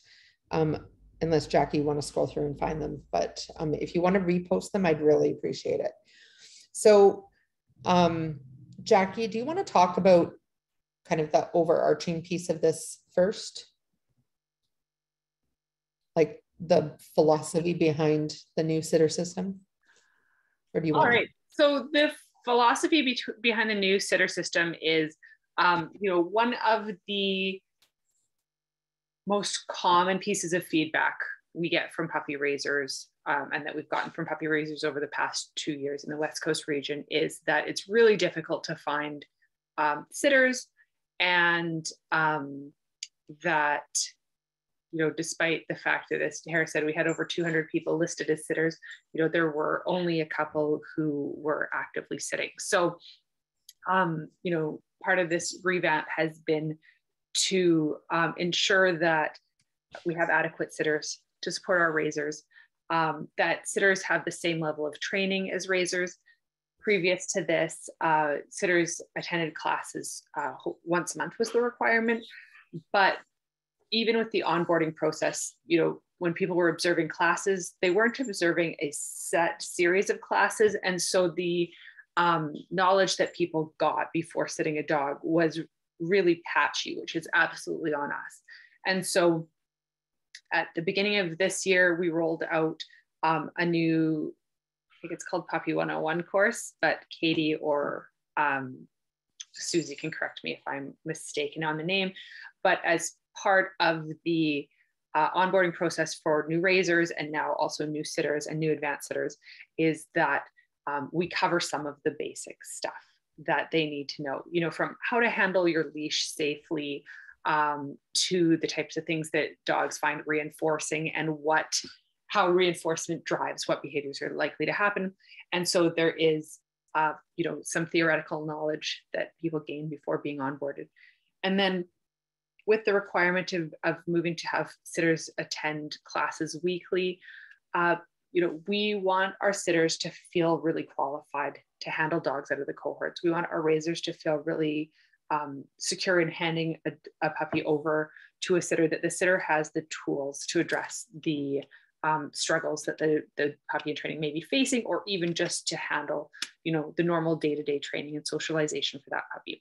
So that is where the revamp of the sitting process came from. And Suzie had suggested that we move it on site so that staff is handling the allocations of puppies to sitters, which is what happens in other regions, which works really well because there's a little bit of a more bespoke, this puppy will likely do well in this situation. This sitter needs some experience and this is a fairly easy dog. And so let's move this dog there. And so all of that was factored in making these decisions. All right. And so with that, it is something that for those that have been around for a long time, we did use to manage our sitting in-house. And we just kind of also got to a point where we were so short-staffed. And I mean, I know we always kind of feel a little bit of a deficit, but we are in a much better place now than we were at that time, in terms of, like, we had one person for the entire puppy program at that time. And so, we put it out, and our raiser community was quite tight with our sitter community, and because we had lots of qualified people. And so at that point in time, it was fairly easy for people to find sitters. So with that, one of the most common questions that we received this week was around short-term sitting.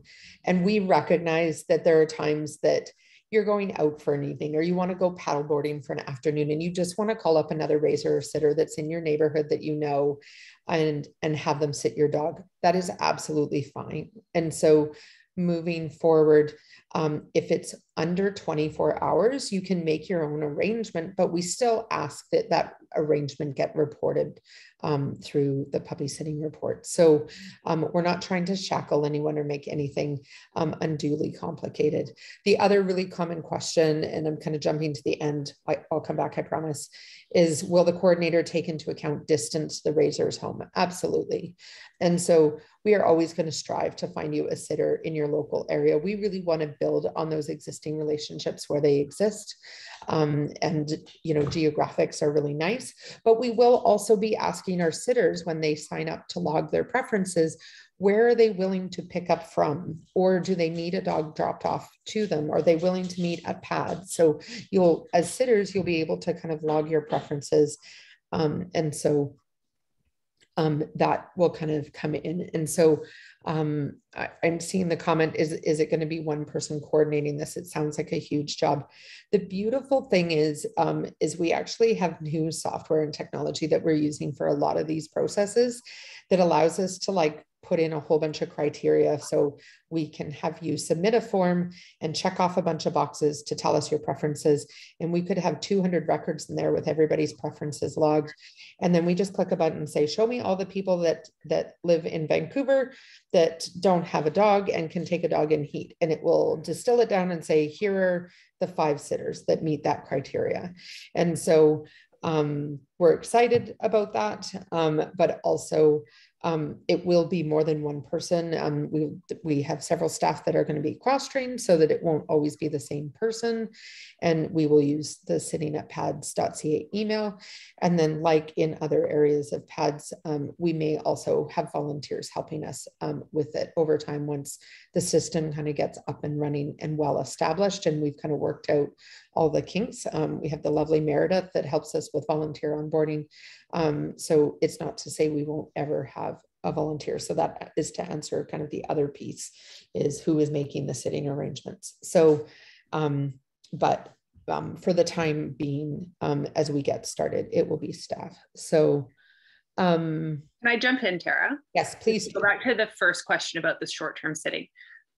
One of the things that I think it's really important to consider when you're using a short-term sitter is, why are you not taking the puppy in the first place? And so if you're not taking the puppy in the first place because you are thinking, my puppy struggles with arousal, the idea of taking them to the theater for the evening is overwhelming to me, then one of the things that I would just keep in mind is what you're doing with the puppy that evening, with the arrangements you make.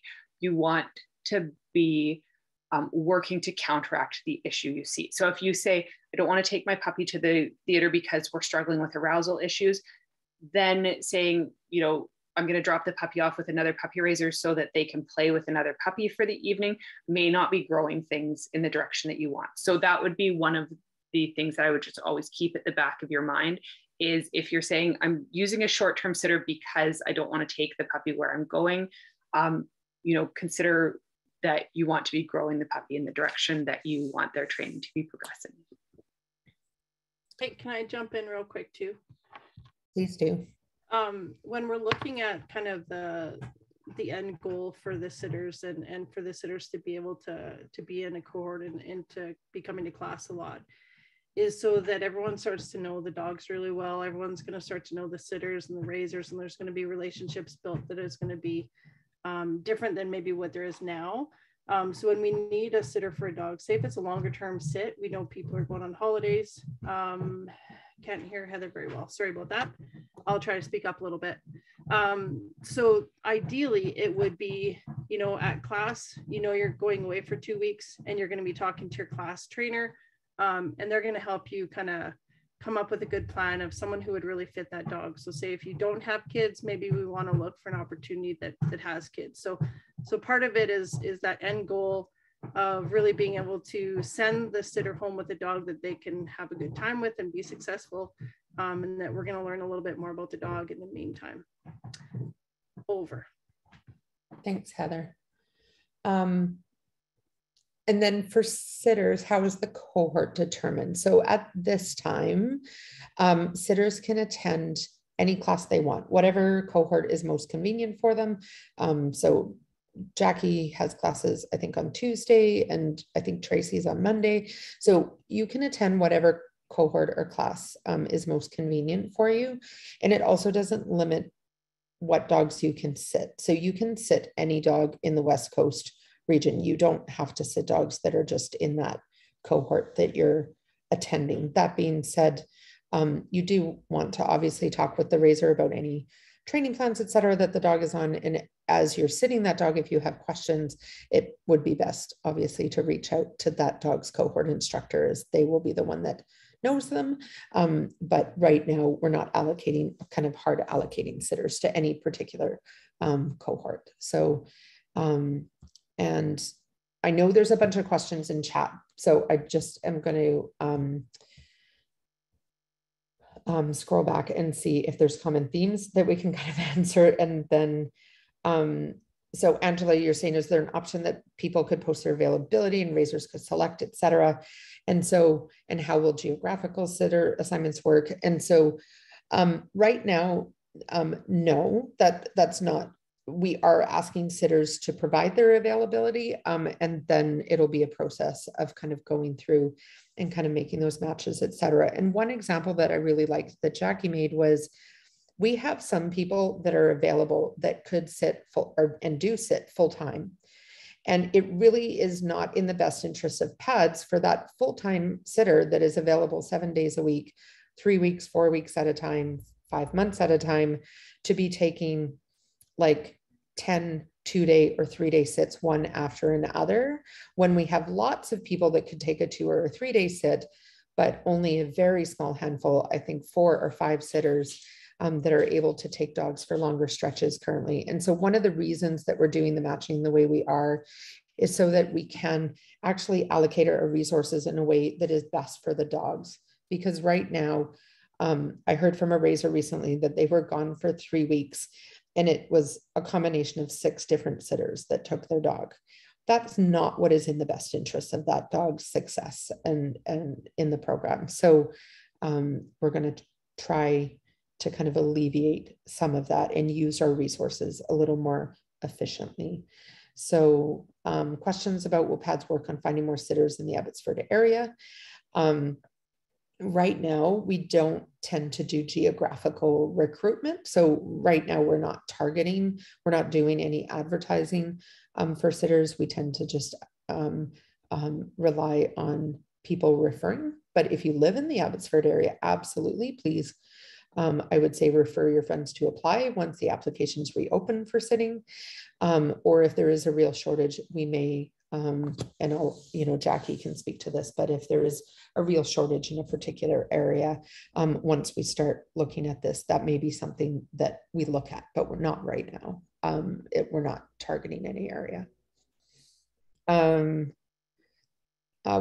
When she has a good question that, so what about the rapport puppy raisers tried so hard to find and build with a sitter over the past year?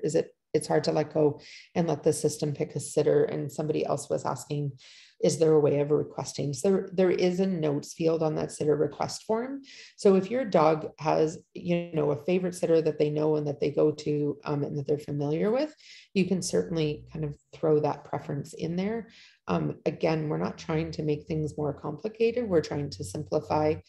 That being said, there may be a situation where we would say, we recognize that your dog has a bond with that sitter, but that sitter is currently looking after this dog. And so we need to assign you to someone else. But you certainly can put those notes and preferences when you submit.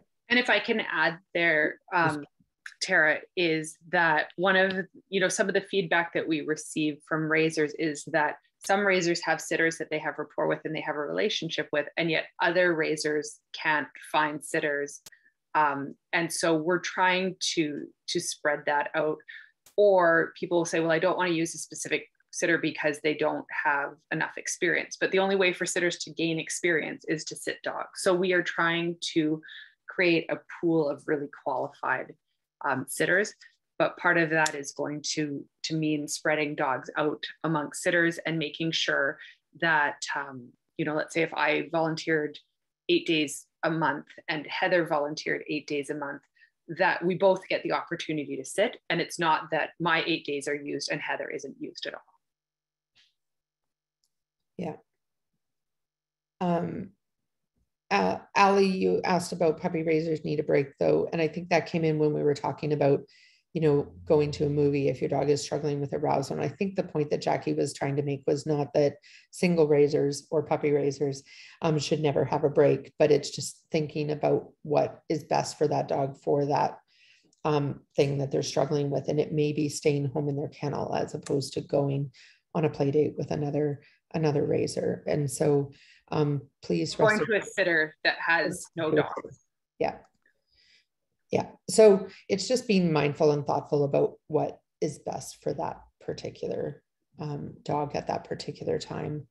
So there's another question about in the past, raisers have been able to request sitters if dogs need to go for assessments and visits. Can they call a sitter? Can they still call a sitter to help with this? I think that one we're going to have to play by ear. That may be something that we still allow in the volunteer group of like we have when if somebody's saying, hey, is anybody coming from Burnaby to Richmond that can bring dog food? And somebody jumps in and does the Pony Express with some bags of dog food. Like I think for things like that, we may still allow requests like that moving forward. Jackie, I don't know if you have thoughts on that, but I think if it's just simply that a dog needs a ride somewhere, that I don't think that would go through the sitting request board, but I don't know. That's a new one. I think you're muted if you're talking, Jackie. Oh no, I was saying, I don't think that needs to go through the sitter. Yeah, okay. Emergency situation, and I'm a solo raiser, I would assume I can drop the dog off to a raiser close to me if feasible, and then call emergency for PADS to arrange staff sitter pickup. Exactly. So if it's an emergency, you do what you need to do.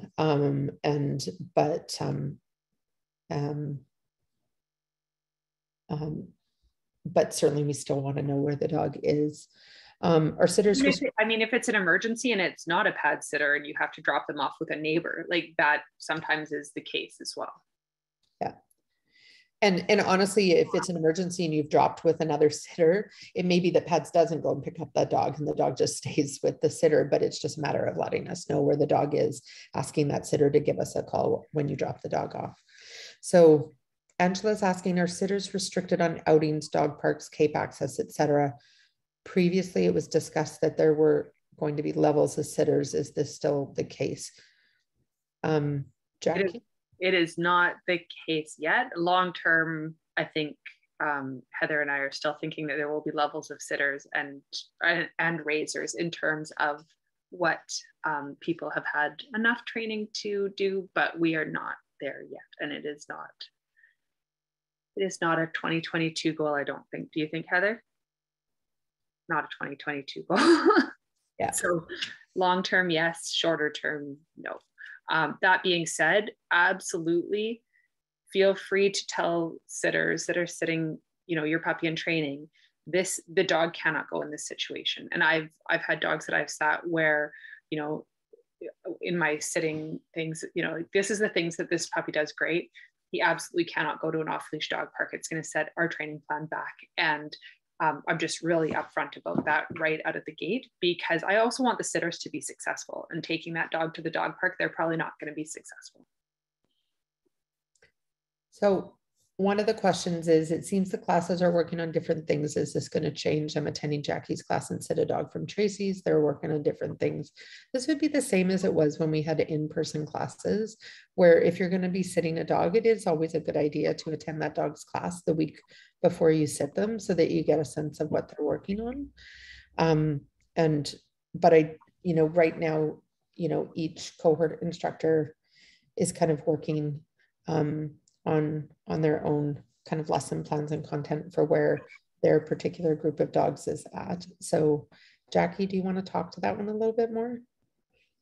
I would say if you're going to be sitting a dog for a month, you're probably going to be working on progressing their skills. And then, so if you were sitting a dog that's in, I would say my cohort, but Heather C or Chelsea's cohort, then you would be attending those classes and you would be kind of advancing those skills with them. Whereas if you are sitting a dog for a week or a couple of days, you're probably going to be working on just maintaining where the dog is, right? And so you're not working on progressing their skills. So, if the puppy raiser says that the dog knows how to sit, then you're probably, any one of us is going to, mark a sit with a yes and with a treat. And so that part is not going to be different. So I wouldn't be too concerned about where we are in terms of the curriculum in each of our classes. But as Sarah said, if you can attend the class that the dog is going to the week before, or right now with them being on Zoom, they're recorded, so you can go back and watch that recording. If there's something in particular that you need to be working on, but largely, I would say if you just kind of stick with the status quo, you're going to be okay. Yeah. So one of the questions was with the 8-day-a-month requirement, and I kind of touched on this in the break, and I apologize, I'm bad at breaks. And you can only sit on weekends. Does that mean I have to keep every weekend open available for sitting? And so what I did touch on is, the beautiful thing is if every sitter in our program actually sat 8 days a month, we wouldn't have any dogs to sit. We would not be able to fill the 8 days a month. The problem is right now is 90% of the work is being done by 10% of the people. So while yes, the official answer to your question is yes, it does mean if you only sit on weekends, you would need to sit every weekend, or you would need to sit, a few 3-day weekends. But the reality is if everybody steps up and commits to even 6 days a month, we are going to have a surplus of sitters. And I would love to be in that scenario. And so with this, we're looking for consistency from our volunteers. We're looking for people that are committed, that are coming to class every week, that are actively engaging and participating and stepping up when they're asked to take on sitting opportunities. Jackie can tell me if I'm wrong, but I think we would be hard pressed to say to somebody that's attending class every week and sat 3 weekends a month, but didn't sit on the 4th weekend, that we don't want them anymore. So we do have the requirements so that people understand what they are. But it's also something where you might be a better fit for the advanced training department if you can only sit on weekends, because that is when they tend to have that need. So also picking your role appropriately. So and I just to kind of revisit why one of the reasons that we expanded the number of days is that really comfort in handling dogs comes from handling dogs. And so you know, if we have sitters who are only handling dogs a day or two a month or a day or two every other month, you don't really have the opportunity to kind of develop those skills and that muscle memory. And so, you know, we're looking at having people sit more regularly so that there is that acquisition of skills with the dogs. Yeah. Carolyn was asking about the return to in-person classes. And so I can address that insofar as saying, I know that our volunteer survey just got completed, but we have not had the results presented yet at the management meeting in terms of people's comfort levels, in terms of in-person classes, vaccine status and whatnot.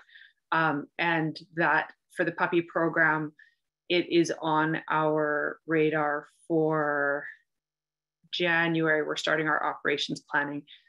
Part of it is that, you know, Bocce, where we were holding classes previously, we are not currently welcome there with the COVID restrictions the last time we had checked. And so we have to figure that part out. We also have to look at, I think we're fairly committed, and Heather will cut me off if not, but I think we're fairly committed to maintaining a hybrid model when we go back. So we will not be going back to regular weekly, every week in-person classes only. I think we're going to maintain a hybrid model, whatever that looks like, because we know that some of the original, you know, initial teaching and practicing the skills in a low distraction environment is best done kind of in the privacy of your own home without all of the additional distractions, both for the handlers and for the dogs. So what that's actually going to look like is on the puppy raising kind of agenda for January. But we have to kind of finish gathering our results from the survey, process those, and then also have a look at what we have available in terms of facilities. And I believe Alberta's fairly locked down. And so the plan is not to have in-person classes in Alberta until that situation changes, so. Okay, so Jessica's asking if there's a way to see what the ratio is. And so there isn't, but what I can tell you is there is a great need in both programs right now for advanced sitters as well as for the puppy program.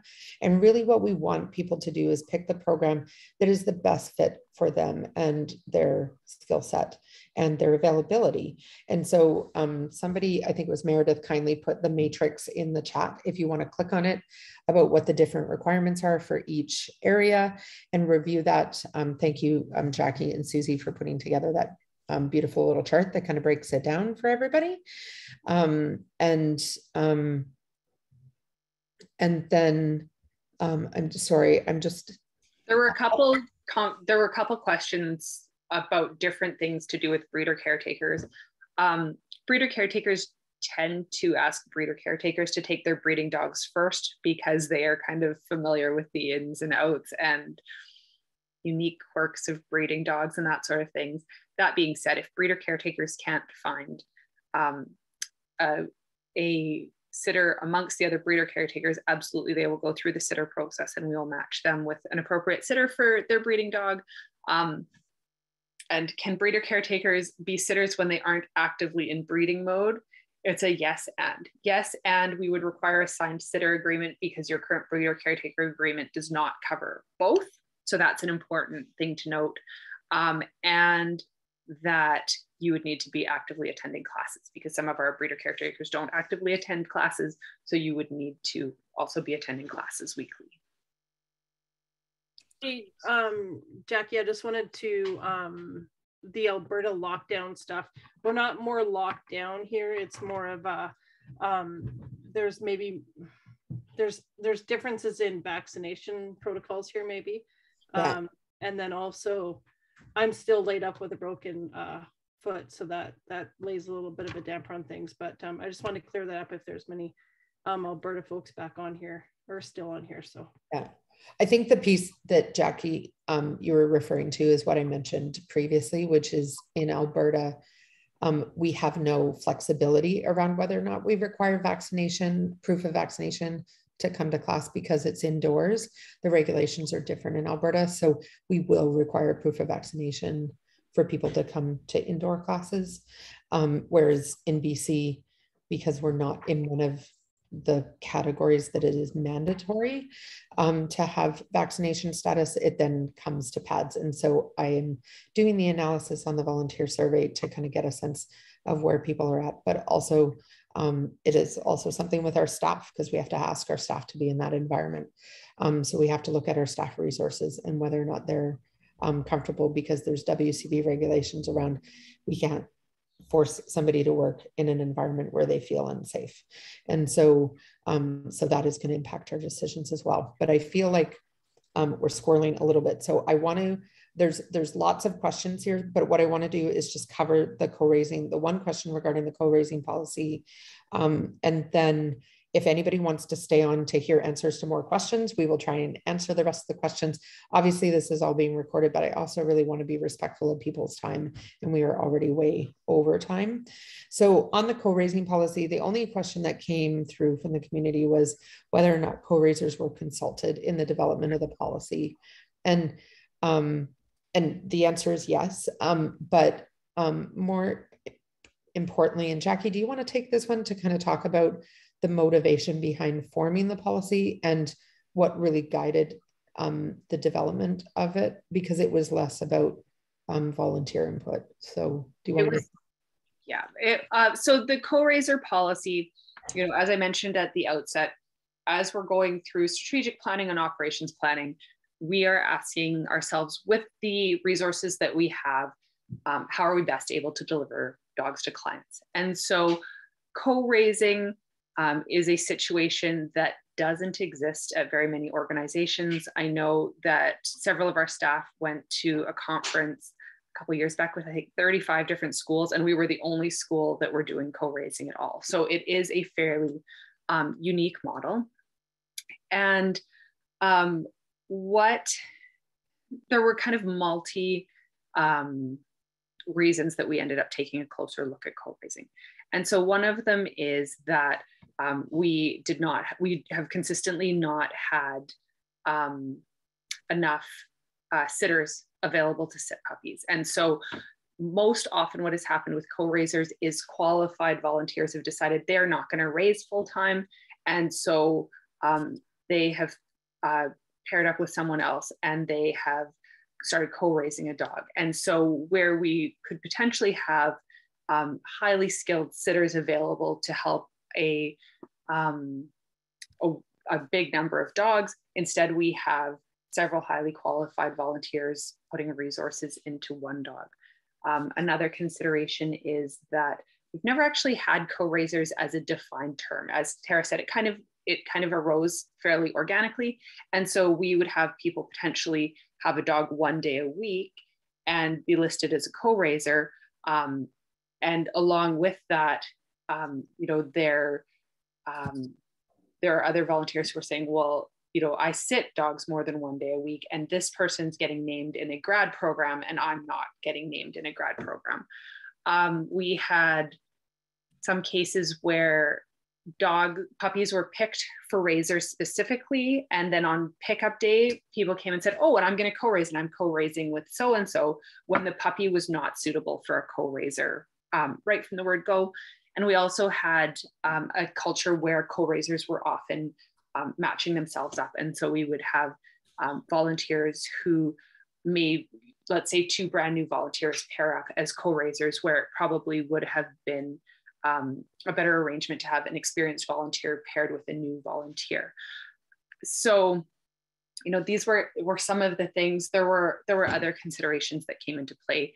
And one of them from a program's perspective is that for every co-raiser situation, PADS is investing, extra time to get one dog across the stage if a dog has two separate sets of raisers. And so, when we looked at all of that, the decision was made to scale back co-raising. We had gotten to the point where I think, I forget the numbers, I looked them up earlier today. I think we had 56 dogs co-raised. And so there were, 100, give or take, 100 families that were being supported for 50 dogs, as opposed to 50 other dogs in the program where 50 volunteers were being supported. So based on staffing limitations, based on the fact that we don't have sufficient qualified sitters to support our volunteer community, we made the decision that we were going to really scale back the co-raising program, focus on getting sitters up and qualified for our raisers. And where we do have co-raising situations, that we were going to be able to identify, for instance, who's the primary raiser and who's the secondary raiser.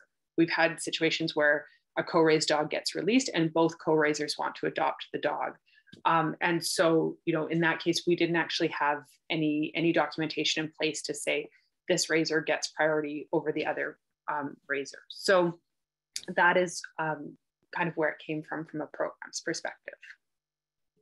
And also, Jackie, just add a little bit more. We needed those co-raisers then. We really needed people to step up, and they did. And so our retention rate is getting to where we're having a lot of people come back and raise for a second, third, fifth, 10th time, right? So the need for someone to really step in and take more responsibility than maybe that they planned on at the beginning we don't need that as much. And hopefully with, hiring sitters that have the expectations of what we hope that they can bring to the table and what we are committing to them that we're going to be able to help them with for education and so on. We're hoping that there's just not that need to have people step up in bigger ways than what they planned on. Back over to Tara. I think just Jessica, I saw your comment here about the downside of single raisers not being able to have co-raising partnerships is it can hinder their options to re-raise. And you're right, it can. But, I spoke earlier about the gold that is a puppy sitter that can take dogs for longer stretches. Like we have dogs that need to go to a sitter for a month or 6 weeks. And, we're desperate for those kinds of people. And we're always going to have ebbs and flows in our program, like Heather just mentioned. Like we really, I don't want to undermine our gratitude to the folks that really stepped up, and they didn't maybe even come in thinking that they were going to raise and then stepped up and co-raised with somebody, because we just desperately needed raisers. So I don't want to undermine that either. But there also was a lot of analysis that looked at other factors, like when we looked at the cost of medical care for our co-raised puppies, it was statistically higher. So we had more cases of, puppies with upset tummies and stress diarrhea, et cetera, especially in our young puppies in our co-raising households than we did in our general population. And those are things we really need to kind of look at very seriously, because we certainly don't want to have puppies that are so stressed that they're needing to go to the vet, nor do we want to see our vet bills really, really high. That's not to say every situation, but just statistically across the board, that was the trend that we were seeing. So, I think there's a few other questions here. So like if there's two in a household, can one be a raiser and one sign up as a sitter? Jackie, do you want to take that one?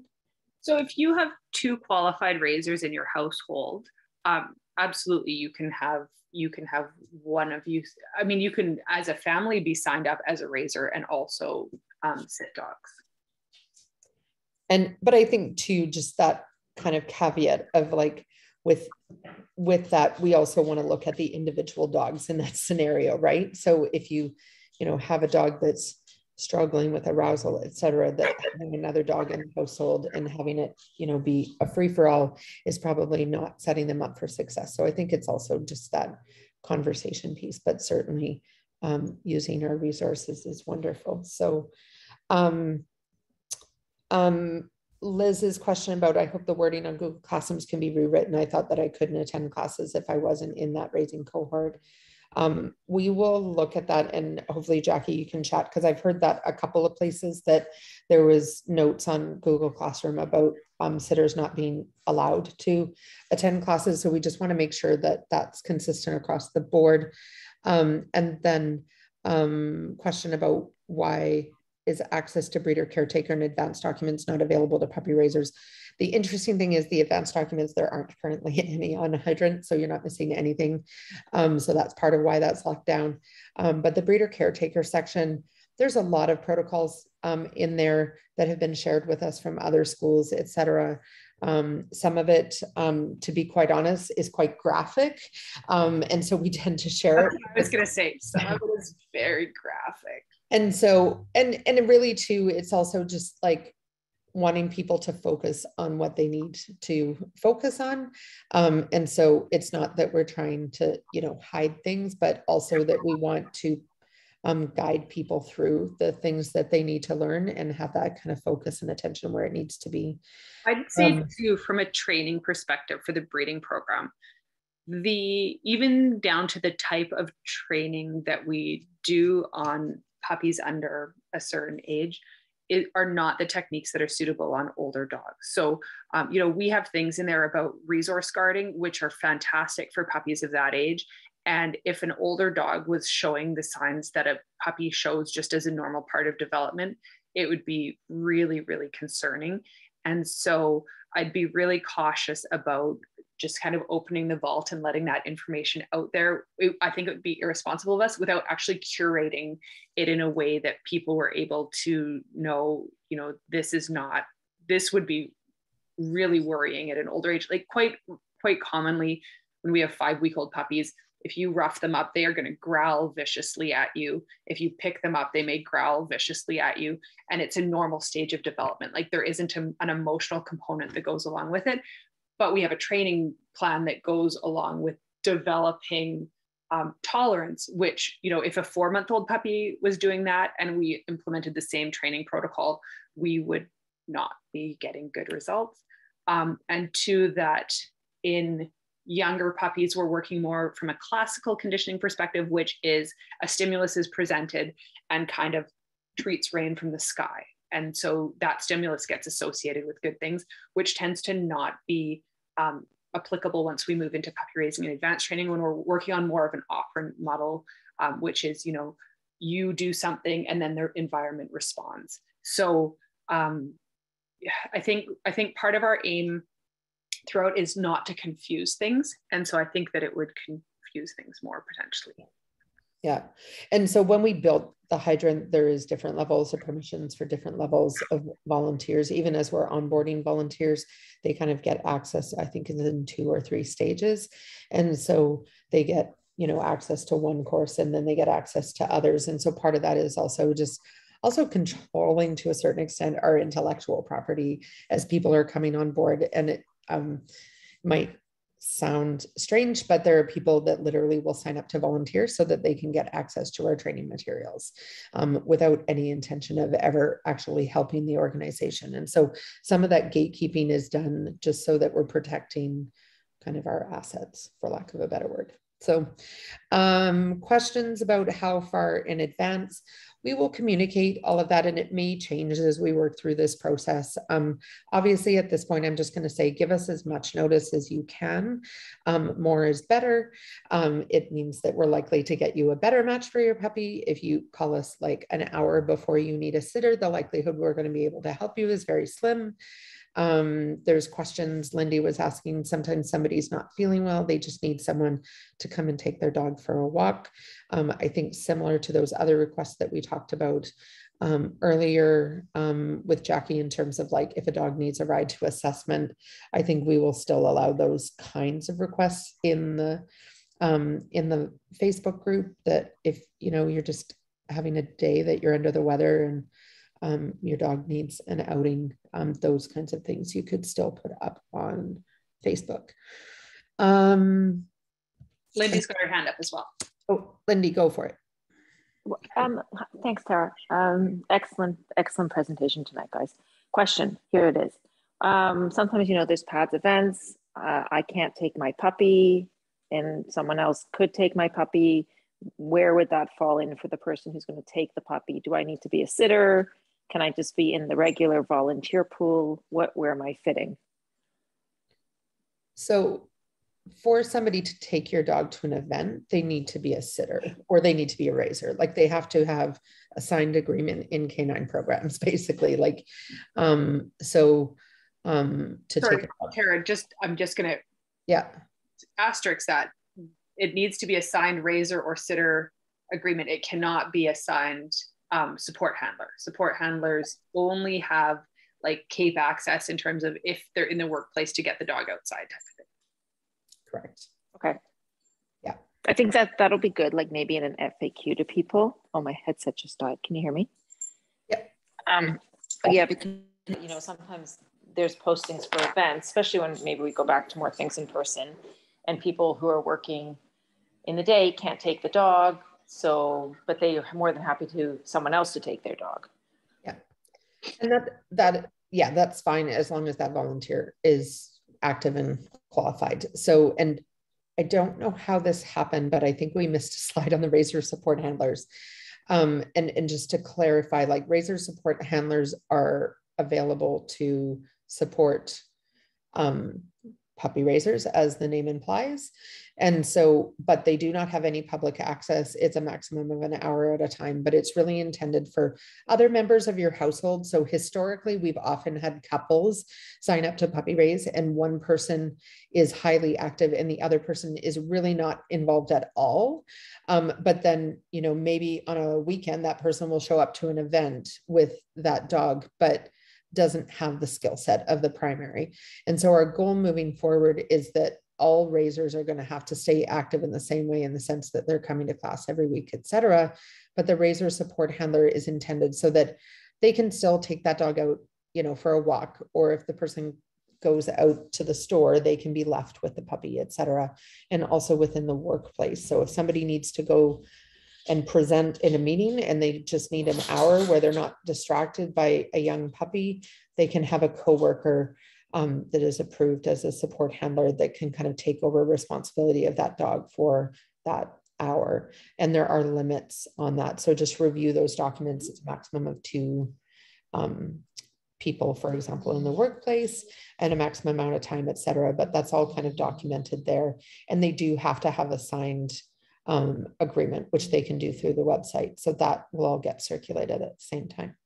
And that is on a dog by dog basis. So if you have a raiser support handler, somebody signed a raiser support handler agreement for Nav, well, not Nav, Just, who's puppy in training, that agreement is only good for Just. It's not good for any other PADS dog that they want to support.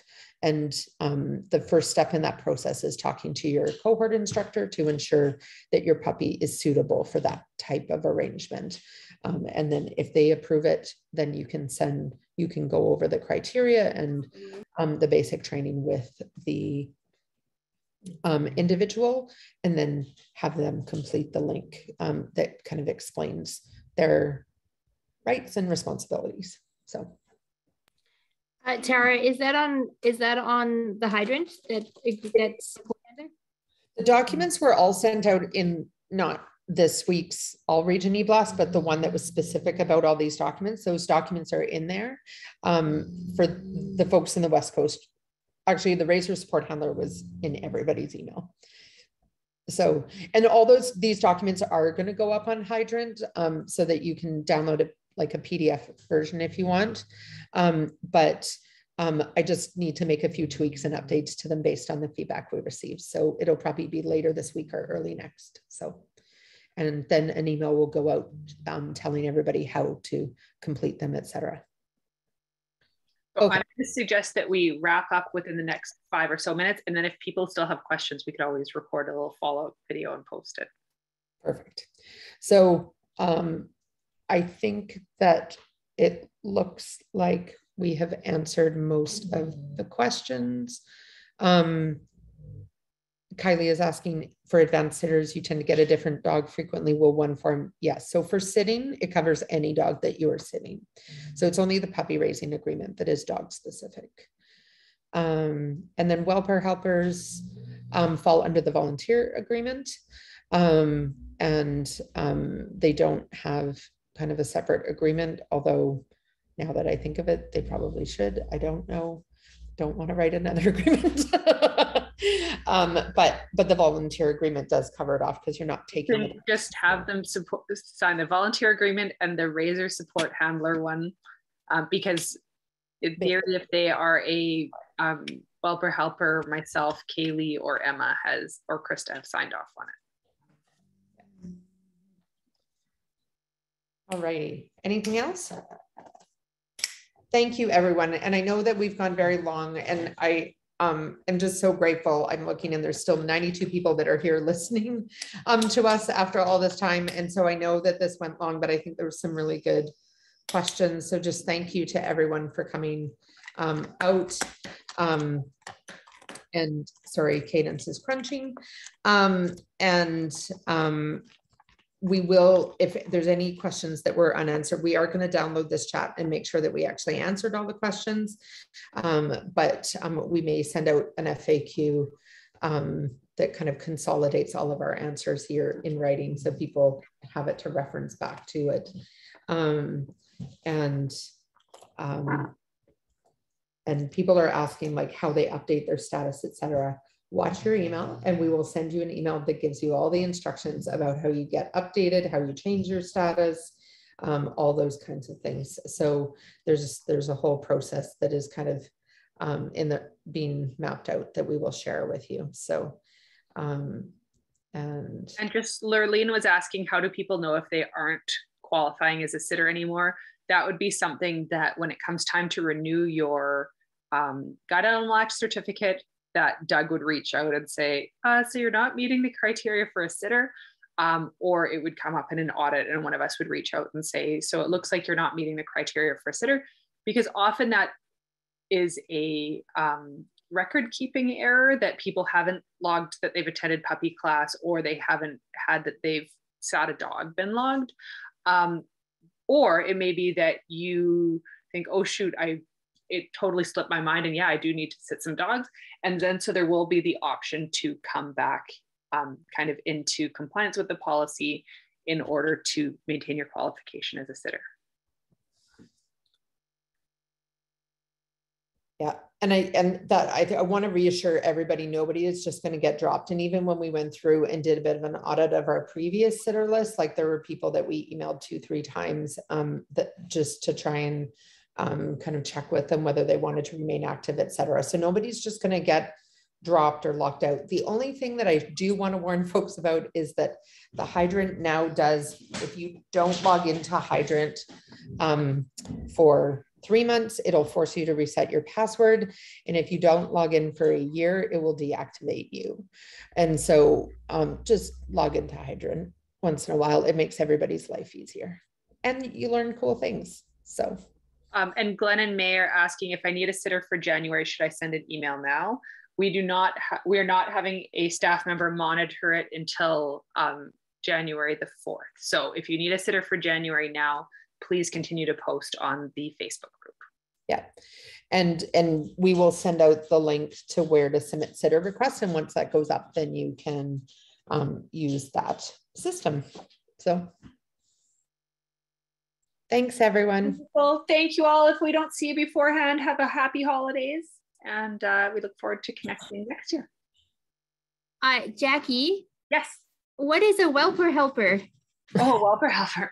They're the volunteers that go and help breeder caretakers, you know, like, help, I need somebody to come and help me with my laundry and take care of the puppies. I gotcha. Okay. Yeah. And how do we sign up for that? Usually people just say, hey, I'd really like to use so-and-so. Okay. And then, yeah. Okay, fair enough. Sounds good. I don't even think we maintain a list anymore. I think people just have kind of their volunteers that get signed off for it. So yeah, so make friends with a breeder caretaker. Sounds good. I can do that. Have a strong stomach. Oh, and have a strong stomach. Yeah. Lots of poops. I'm a teacher. I got to have a strong stomach. All right. Thank you everyone so much for coming. good night, everyone.